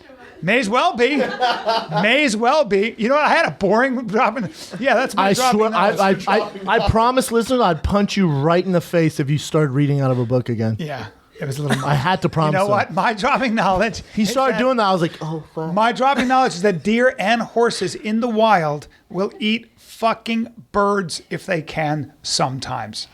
Sometimes. And here's another dropping knowledge. Someone research that. It happened once. Here's another I dropping think that's the knowledge. exception, brother. I don't think it's part of their No, diet. It's very much that's an the exception. exception. It's very much an exception. Like, I don't know if they'll you guys eat ever heard the protein. time when he said he was dead serious. He's like, do you know how many penguins a polar bear can eat in the wild? And then I don't fucking know. I haven't been to fucking biology or zoology since fifth or sixth grade. He goes, 86. I'm like, God damn, that's a lot of penguins. 2 minutes after the I was show, embarrassed. someone saw it. I had fifth graders being like, can you let Brian know polar bears and penguins don't live on the same fucking area on the earth? They don't even live in the same side of the earth. They have One's to in the travel North, one's in the thousands South of Pole. Yeah. You lied. And then I lied. go, bro, where'd you get drop knowledge? He goes, my daughter on the way here. She's 7. Yeah. You got a major show here. I fucked up. I was embarrassed. And then I go, bro, you got to do better drop knowledge. He goes, no problem. I got you, man. Hey, guys, do you know the secret ingredients in Dr. Pepper? That wasn't And I drop go, knowledge. That wasn't- prune juice. And he goes, correct, Brendan. Very good. Sure enough, someone goes, hey, just so you know, directly from Dr. Pepper, there is no prune juice in Dr. Pepper. But my conspiracy is that it is prune juice, but they just don't want to admit it. Well, that can be a dropping knowledge. We could call it conspiracy theories, or we call it bullshit with Brian Here's Callen. a drop True of and knowledge. false. The next one should be called true and false. This is true. You know? Oh, that'd be fun. True or false? Yeah, true or false? True or false? Ready? It costs more to make a penny. First segment starting now. True or false? False. It costs more to make a penny than a penny. True. What do you say? False. False. It's true. It costs more than a cent to make a cent, which is why Because the machines and stuff? trying to get rid of cents for a long time, but people want exact change. People want exact change. People are very weird about exact change. They're like, fuck that. I don't even want fuck with exact- change, man. We don't need pennies. They're a pain in the ass. But you can't get it. It's on the books, but they're not gonna Only get it. older people fuck with change, really. Like if it's like, you're $1.73, my mom like, ooh, hold on, and get out the I don't even carry cash anymore. nothing. No. Very rarely. Yeah, very unless he owes rarely. you 12 grand, No, then that's probably too. carry cash. Give me my goddamn What do you want? A cash. check? I'm going to write you a check because I have a check. Give me a check I'm going to do it today. on air. All right. So people know that we're serious. Give out your- and by the way, give out your bank motherfucker, just account, know too. this. Know this, you son of a bitch. I'm getting my money back because you bullied me into that fucking Stipe bet. It was your idea. Hey, bro, I'm getting my money was back. your idea. Well, you know, I'm gonna rip your fucking tongue out like that horse. don't my you bare maharassing me. No, I'm gonna open your Don't stupid maharass him. your stupid yellow teeth, open it like Not this, yellow, dude. and grab the fuck out of your tongue. And you're gonna Or bite I'm gonna do off. it like Red Dragon, just The show will be great after that. It will be good. Yeah. Gargant, if I were a kid right now, TJ Dillashaw. That'd be great. TJ Dillashaw. We just let him think the show's still going on, but his mic's off. My tongue's bleeding again. I'm on antibiotics all the time. Were we done with dropping? Were we done? That's right. I'm talking all. Oh, we got fight talk. Fight talk. Oh yeah, we do. Yeah, I'd love to get TJ's fucking ideas on some of these fights. We're doing a fight companion for Fight Talk too, kids, without Brian Callen. Oh yeah. Because you'll be in New York. I'll be in New York City. God damn it! Friday, Saturday at the Gotham Comedy Club. Buy your tickets. How are there still tickets on sale? How? TJ, you've seen my stand-up. You and your wife. I'm all right. I enjoyed it. I had a good time. Well, you're supposed to say, no, you're really fucking funny. Okay. God damn it, TJ. Don't go. I enjoyed it. That sounds like I took a bath and I enjoyed it. It was good. It was a good bath. That's like telling a guy he's cute. Yeah. We took a drive up. Napa. I enjoyed it. Fuck off. The thing I think I enjoyed the most was your shadow boxing on stage. You saw that shit. It was good. By the way, And the way you walk, sometimes you just your legs Yeah. just want to come out of your pants. yeah, you're quietly impressed with my physicality. Very And, much so. and by the way, my athleticism. And I was really impressed with your guys' Fighter in the Kid show. Oh, that's right. You came to the Yeah. Live Fighting Kid in Denver, my man. Which you can see in Brea October 13th or Oxnard, or by the way, September 22nd in San Jose at the Improv. that We're bitch might be though. sold out. We're sold I out. think you know what they're doing. They're releasing more VIP tickets. Okay. And I don't quote me on this, but maybe general admission. Check tfatk.com. Yeah, sold that bitch out. Ba ba da ba ba. What do you got, man? Mm-hmm. Only give us the main ones. Don't give us like Yeah. I was like, how many of these do you want from me? Because it's a rough card. Is it? It's a little rough. It's on Fox Sports. Yeah, it's on FS1. We'll talk about two of them. Uriah Hall, Derek Brunson. So remember, Uriah Hall was supposed to fight Anderson Silva. Yeah. Talk about a fucking loop-de-loop, the old switcheroo. Nah, not Anderson Silva anymore. Here's Derek Brunson. Head fight. Fake. TJ, what do you have to say about that? Uriah Hall is one of the most athletic guys I've ever seen fight. It all depends on who shows up. If it's, He's a guy who can incorporate your style. yeah, absolutely. He's very athletic. Get with Dwayne, right, Uriah? No. Sorry. Terrible idea. So Uriah Hall start off striking. He's an elusive striker, and so he doesn't need to change his style. Like his style and his taekwondo background. Then he training in New York, doing all that stuff. He's a monster, Yeah, man. he's His stand up's good. amazing. Yeah. Yeah, that's what I meant. It's a tough fight for Uriah, though, man. Super tough fight. Absolutely, yeah. That's a tough one to go. It's 9 versus 10 or something like that, right? 10 versus 11. Yeah, it's 9 versus 10. Uriah's 9. I got no. Uriah's a guy where if he shows up, he could beat anyone in the world. You know what I'm saying? When the going gets rough is usually when I question You got to Uriah fight Hall. him tough. You got to make it a dirty fight. You can't stay at his distance. You can't let him throw his spinning stuff. He's super fast, real athletic. You got to push him up against the cage, take him down, make it a dirty fight, try to brawl with him. Yeah, kind of like what Kelvin did, Gaslam. Yeah, exactly. In the finale, like, and he didn't have a ton of striking experience, but he just made it a straight fight. dog fight. Yeah. And with Uriah, if you let him sit back and tee off, that's why I didn't like that Anderson Silva fight for Anderson. Yeah. Because he's gonna sit back. It's not the same Anderson. He's going to eat something nasty, and it's going to be a highlight for the rest of his career, and it's going to suck. So I'm almost glad he got hurt because you don't want to see a legend like that get taken out.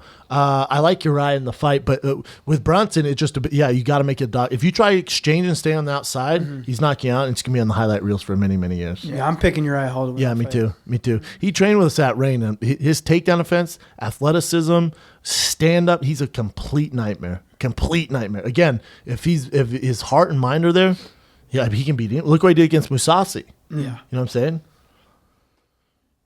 All right, so we both got Uriah Hall up there then. Next fight we got will be the main event, Dustin Poirier against Michael Johnson. I'm excited about this. I mean, Michael Johnson is another one. Athletic as shit, great, really hard to hit, really elusive. Nate Diaz would beg to differ. Yeah. I think Poirier's a little bit more structured, can go the longer distances. Is it the last? This was a 5-round fight, right? Yeah, it's Yeah, 5 main rounds. event. Yeah, I'm picking Poirier just because of that. Me He's too. real gritty. He's ground game's awesome. Real technical, like stays tight. I think Poirier takes it because of the cardio and just how composed he stays. I'm never going to disagree with both you guys on that, but with Poirier, who's now at 55, and he got stopped by Conor so quickly, but at 55, where does he match up, do you think, with these guys? The He top looked guys? great in his last fight. Yeah, I mean, he looked great in awesome. his last fight. This matchup with Johnson's a good one for him. With Johnson, if you look at his fight with like Nate Diaz, maybe he was on that long winning streak, and then he ran into Nate Diaz. Yeah. Nate Diaz didn't play his games, didn't let him get all athletic on him, was in his face, and was just clowning him. Right. I think, again, if you let Michael Johnson get off and use his athleticism and use the explosive shots, you're in trouble. But Dustin Poirier doesn't play that game, man. Not at all. And technical wise, but by far more talented. Would you say that 55, all due respect, of course, to 35, would you say 55 is the deepest weight class, the most skilled, the toughest? 70 might beg to differ. Yeah, it's crazy. It'll always switch it up. But yeah, I mean, 55 is one of the toughest weight classes. And then 70, the top 10 guys, it's always changing now. Yeah. So But it's always that one. So 135 is a fuck It's gnarly. stacked right now, yeah. 35 super yeah, stacked. it's that. We got a bunch of tough kids. 35 might be the most stacked. You look at 115-pound girls stacked. 115's now stacked. 25 or 35 for girls, not so much. Men 35 stacked, 45 stacked, 55 fucking stacked, Always been 70 stacked, stacked, 85 not really. No. 205, get the fuck out of my face. Heavyweight, Heavyweights are old guys. all old guys. Yeah. All dinosaurs. Yeah. So after 70, it's tough, man. 85, you got some good guys in the top 6. Which is crazy because they all get paid so much more than us. I know, right? It's crazy. Yeah, people have Because always... of the draws, yeah. And they're older, so they have names, but it's tough, man. It's tough too because like guys that are big enough and super athletic, they're gonna be playing football, gonna be playing baseball, Yeah. gonna be playing basketball, all these other super athletic sports. I mean, obviously it's getting more and more popular now fighting, so we're getting some athletic guys in there. But for me at 135s, I have no other sport I'm gonna play. Right. You know what I mean? Like it's Yeah. fighting for me. Like Yeah. that's the only professional sport that I'm gonna be top of the line at right now. It's true, man. If If you're you got a small really good guy- athlete weighs 155 pounds, Yeah. getting some fighting. Yeah, I think I say I would never let my kid fight, but if he was for whatever reason, I don't think your kid's gonna be short. No, he's big already. Like, but we're kind of screwed. We're gonna have a little kid. you never but- know, though. You never, a you know what I'm saying? giant. Yeah, he's just Yeah. like 6'7". Just a pituitary case. Sean Bradley. Baby Dillashaw, born like with a full beard. Keeps crying. Our heavyweight at Cal State Fullerton Wrestling, both of his parents were midgets, like very little people. I never know the perfect. They were actually midgets? Yeah. Dwarves? Yeah, Really? yeah. And he's a giant And heavyweight. his brother was small as well. Yeah, How interesting. yeah. Well, there's that show, Little People, Big World, where the fuck it is, and one of the sons is just kind of big. Yeah, and but the rest of them are this midgets. guy's your size. small Dan guys. Ott. He's Really? That's it- amazing. yeah. That is incredible. There's like a documentary on them or somewhere. Really? Yeah. And he's just whooping ass. Does he In the want? military He's in the military. Oh, he doesn't want to fight? No. The He's proper super terminology nice for guy. someone with a normal size head and normal size torso, but short arms, I believe, is a dwarf. Whoa. Dwarf is under isn't it dwarf considered under 4'10" or Well, something? well, somebody who's all proportioned but small would be, I small believe, a person. midget. Actually, Midget's not correct in any vernacular. It's Can't say vernacular, midget? no. you can't say midget. No, that would be bad. That would be that'd be like calling a person with mental So you call them disability a little retard. person? Okay. Yes. Well, now you say Well, I have to you're- apologize then. No. It's Now, all our midgets are like, how damn you! my friend has a child who's learning disabled, and you don't even say disabled anymore. Now you have to say learning different. Has learning differences, or you know, it How are we used supposed to keep up with all these changes? It's impossible. It's fucking impossible. So your brain's I different. personally like the idea that you don't marginalize people with words because you can limit them and do a lot of damage when you're a child. I don't like that, and I would always try to find the nicest way to do it so that they can be the best they can be. I get that. I don't even think it's about being politically correct. I think it's about being emotionally sensitive. I don't want to hurt anybody's feelings. I don't want to make a parent feel bad because I said somebody was a retard. I don't like that shit. It's the one word I watch, retard. If ever I accidentally say it on here, I always ask Evan to maybe switch it, but I'm very conscious of it, especially on air, because when growing up, especially, I'd say, you and your brother, don't be a retard, man. Like, you make a mistake, Sure. don't be a fucking tard. Don't be a retard. Where we don't mean mentally disabled, like we're not making fun of those people, but it's part of our lingo growing up in Aurora, Colorado. But years and years ago, I was dating a girl, and her brother was mentally handicapped, and when you're around it, that word is like calling a black guy the N-word, man. It is so offensive to them.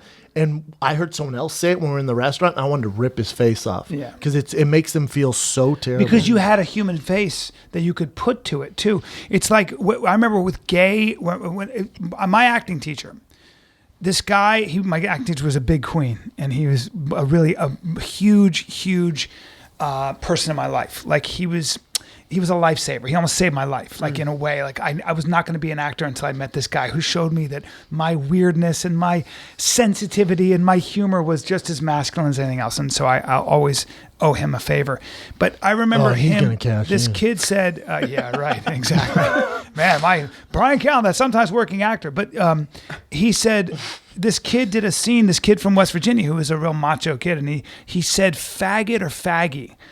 And this is way before that word was offensive. Like it was an acceptable prejudice. And I remember my teacher explaining to us that not only is that an acceptable prejudice and how he heard it his whole life growing up, but he told a story about how this guy got this shit kicked out of him. And that was the last word he heard, and I never forgot that once I was able to equate violence and fear and humiliation with that word, way before it was considered, I stopped using it because I would hear comedians use it. I fucking Are see you saying the comedians word on fag? stage, fag or faggot. You- I'd see comedians on faggot's stage, different. but I'd see guys on stage using the word, and I was like, and famous comedians, I was like, dude, there are gay people in the audience, and that word represents violence, marginalization, and humiliation. And I wish you knew that. You know what? You know what's different? So Michael Bisping took a lot of shit because he said the word. He called Luke a fag. Yeah. It's different in England, where my mom's from. Yeah. Half my family's from there, and my cousins told me this.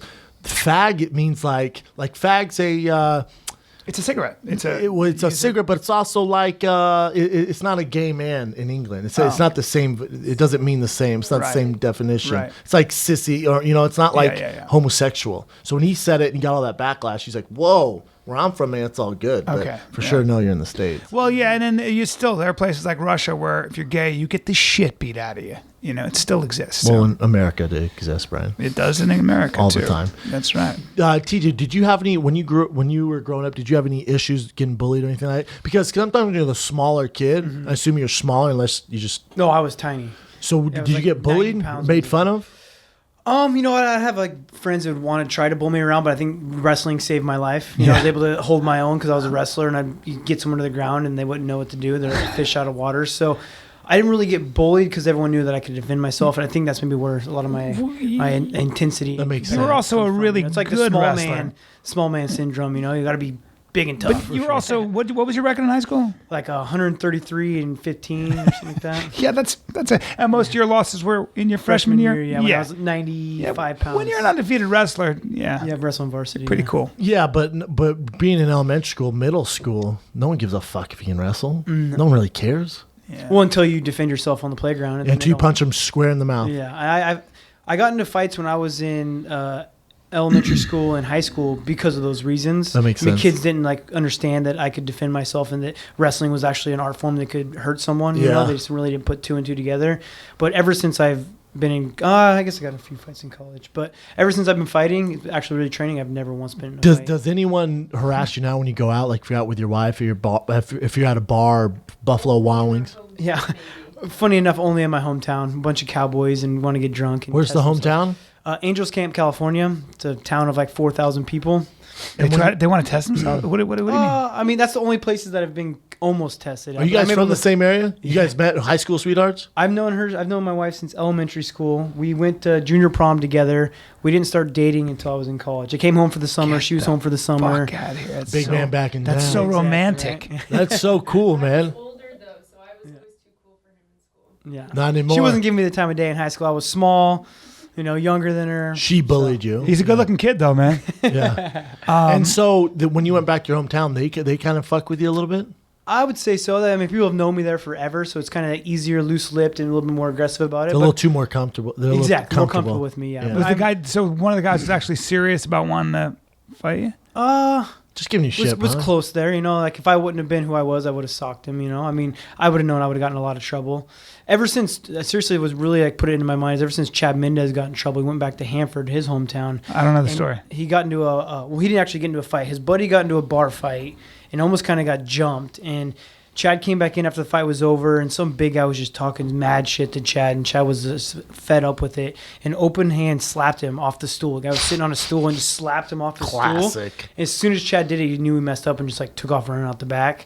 Well, the cops were looking for him. Had to go back down to Hanford. It was a whole lawsuit and everything. Chad's he the got sued. best guy ever, man. He's awesome. I've never seen fucking Chad love mad. that kid.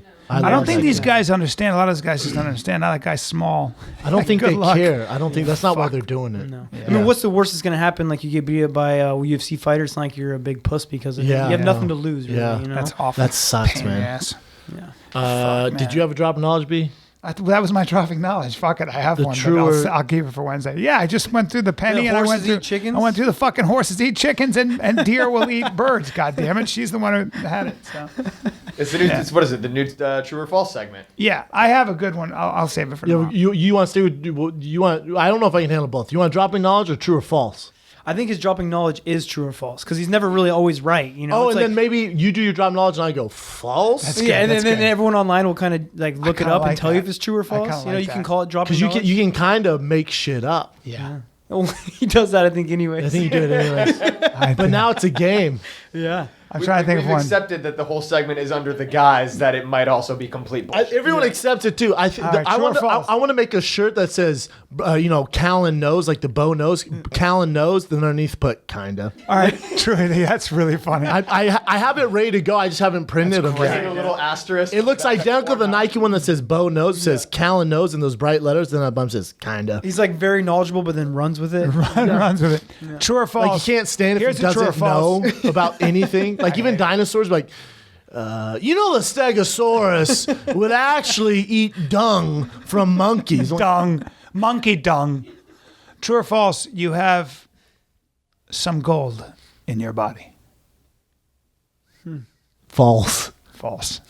Are you fucking kidding me? That's what you came up with? True or false? You have gold.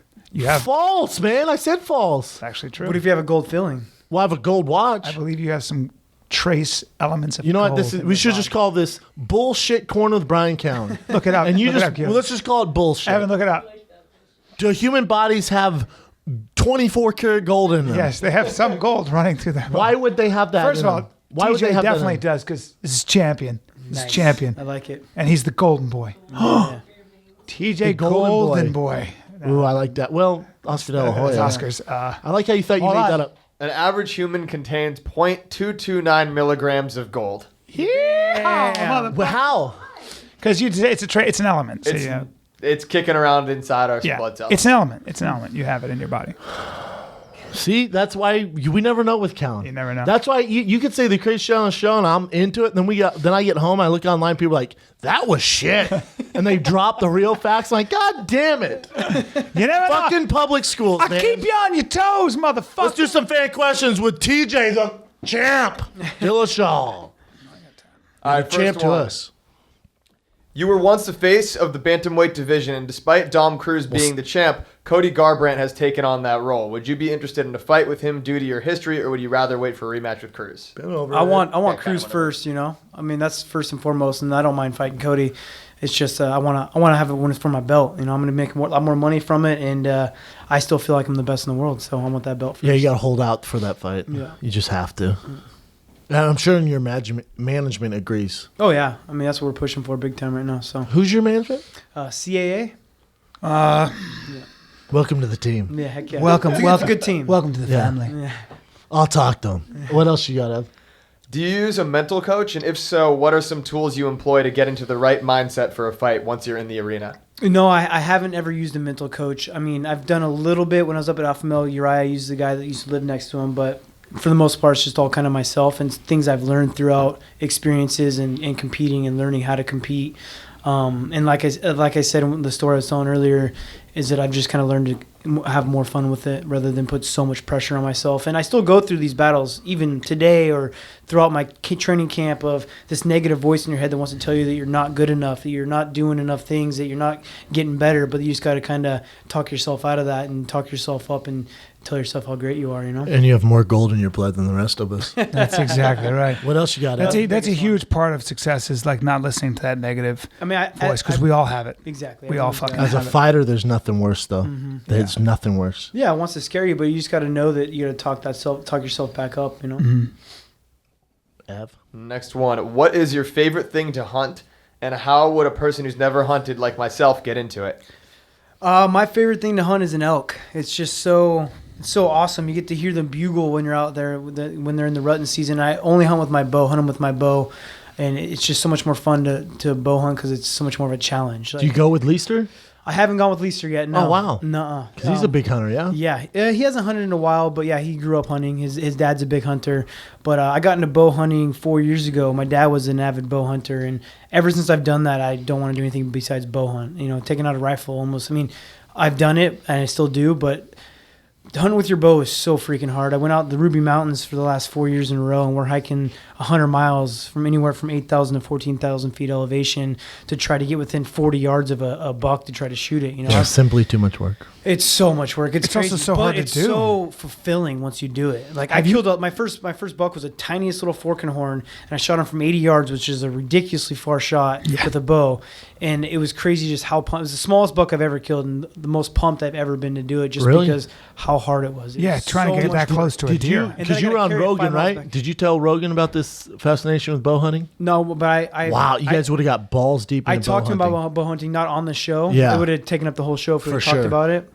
But I was texting with him last night. We're gonna try to line something up next year with me, him, and Cam Haynes, and go do a bow hunt. Rogan had one of the best bow hunting teachers or whatever, and this amazing archer at his house. And he goes, "Come over, we'll get your bow." He bought me a bow. We'll get it. Okay, I kept calling him. He's like, "Yeah, just a little bit more." Finally, I got a text. He goes, "There's too much for me to cover. You can't come over right now. We're doing too much work." Like I was an interruption. All right, dude. I guess you need a 12-hour lesson. He's so intense. I mean, you should be shooting your bow for months before you go hunting. Yeah. I mean, we have to wash all of our clothes in baking soda so there's no scent. You know, we don't have to. We do. Like it's a trick my dad's always kind of done. You have to make sure you're downwind. You can't sneak up on a buck when you're not, unless you're downwind, or they're going to smell you. So they cologne's can a see no-no. farther than you. They can hear better than you. They can smell better than you. It's unbelievable.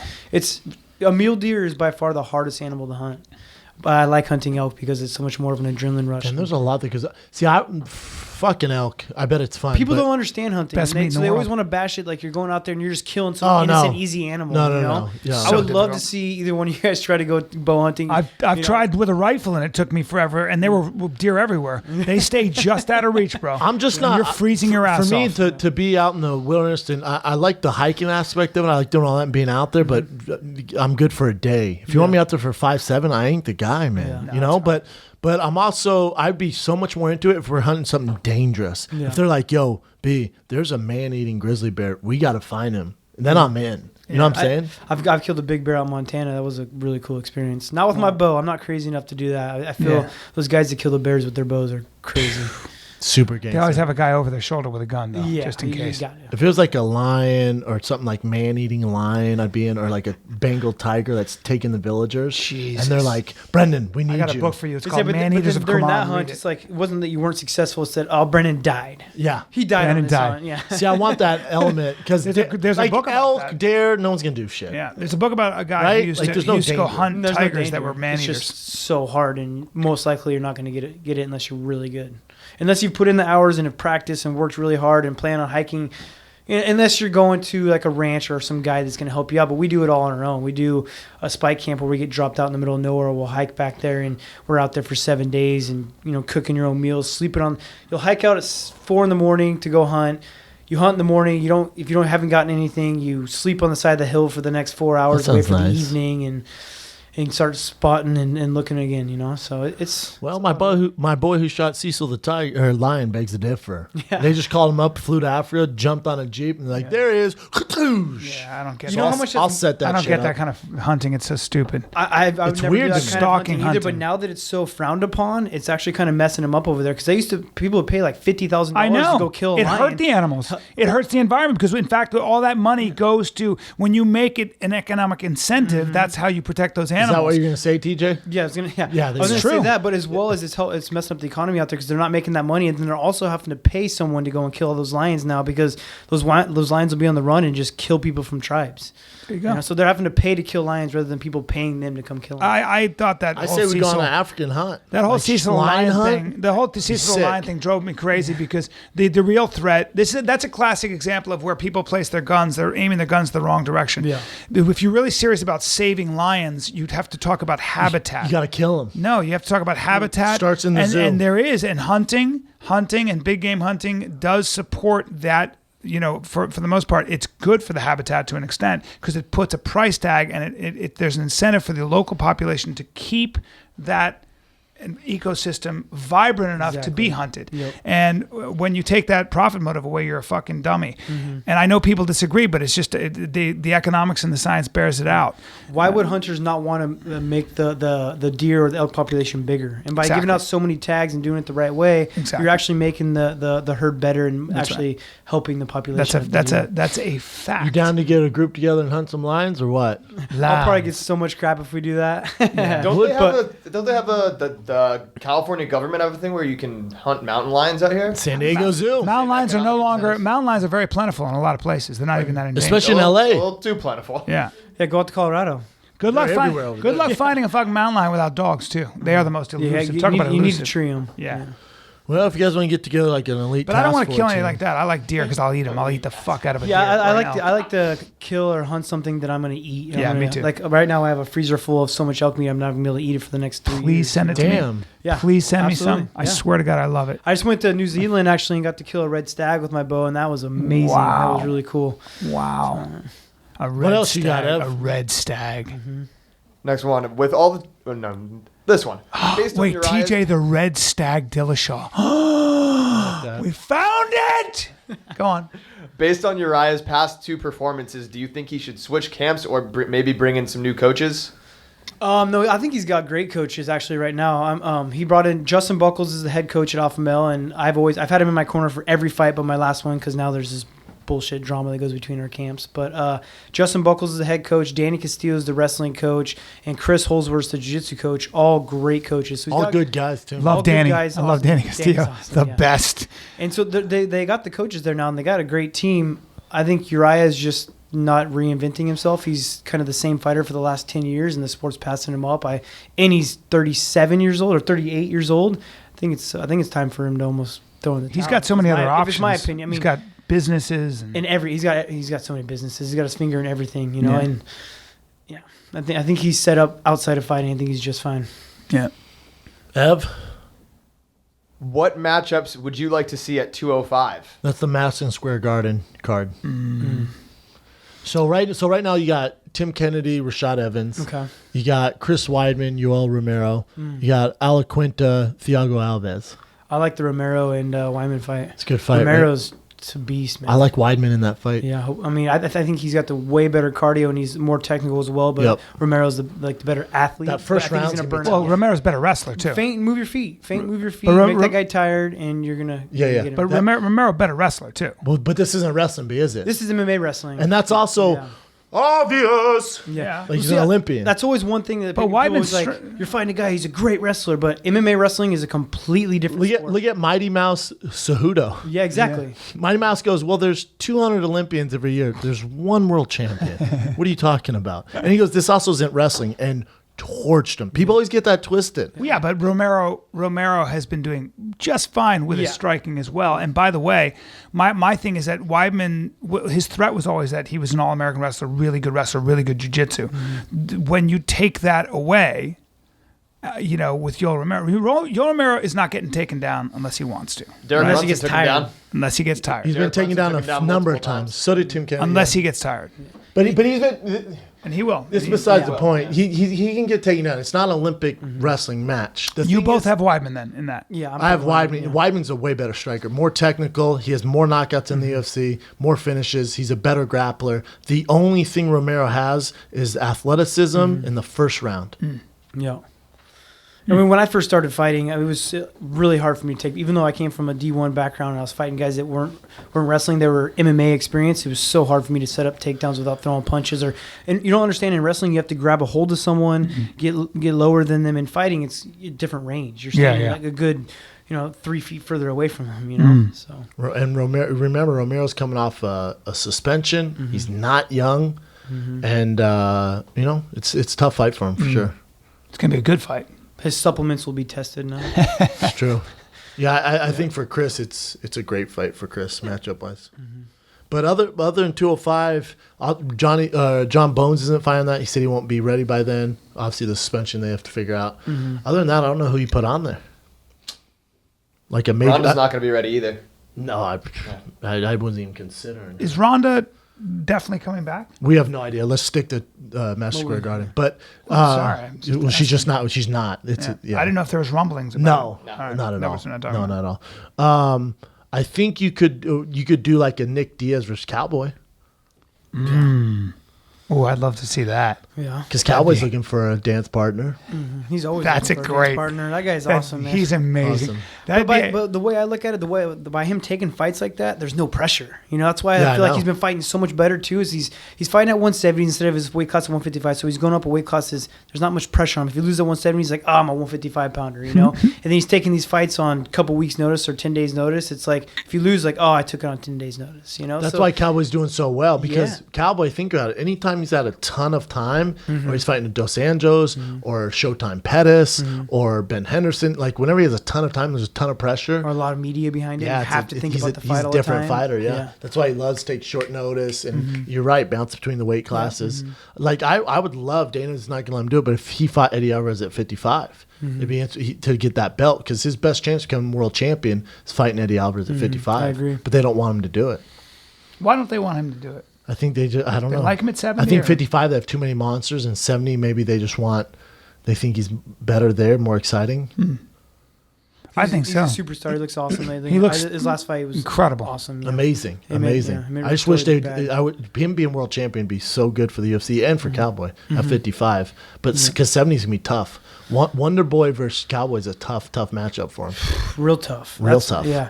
If you get Cowboy backing up, it's a tough story for him. If you get him going backwards, he's really not striking too much. He's one of those fighters that has to come forward. Correct. And that's why Nate Diaz did so well against him, because Nate Diaz goes forward. And him going backwards, it's a little bit tougher for him. So. There's some tough matchups. I'll keep that in mind when I fight. Yeah, you should. Cowboy. Next time you guys are spotting, I'm going to pressure him. Going back. I'll pressure him. It's called pressure. What else you got, Ev? All right, we got one more. Do you believe that sports entertainment, picking the most exciting fight, has a place in the UFC, or should it be left purely to the rankings?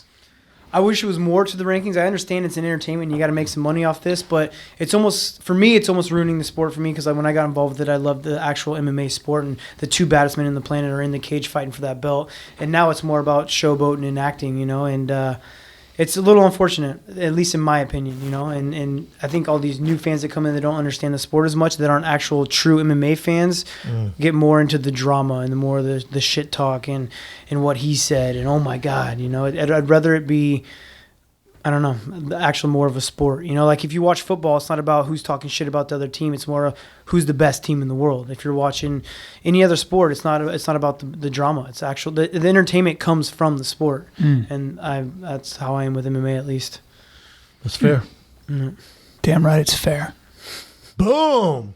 TJ Dillashaw. It's a good podcast. This was fun, guys. Yeah. TJ, I'm proud the of everyone in Red the Stag room. Dillashaw. The Red Stag is what we're going TJ, with? the fuck yeah, we are the Red Stag. TJ, the Red Stag. Well, hopefully you get the call soon, my man, to fight Dominic Cruz for Appreciate the it. world title. I hope that happens. Yeah, me too, man. All I can do is continue to get better and just control what I can, you know? At TJ Dillashaw, Twitter, Instagram. Yep. That's just at TJ Dillashaw for Instagram and Twitter, and tjdillashaw.com for my website. And started a new company, Murphy's Woodworks. It's a pretty cool little thing. Got Murphy's Woodworks on Instagram as well if you want to see some custom furniture built. And You're building custom furniture? like slab tables, and we're just getting started. It's a hobby that's going to turn into a business. That's cool. Her brother, my brother-in-law, works for a tree trimming company and collects these huge redwoods from Northern California, and he's just kind of seen it, kind of money going out the door without making furniture out of it. Damn.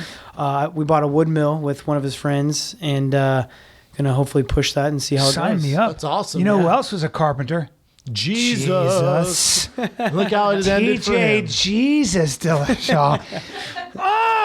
All day. Well, brother, you're always welcome here. Come back whenever you can, man. Always. We hope you get that Bring your strap. wife. Huge Heck yeah. supporters. We love you guys. This is the Fire and the Sounded Kid. creepy. We're out. Sounded so creepy.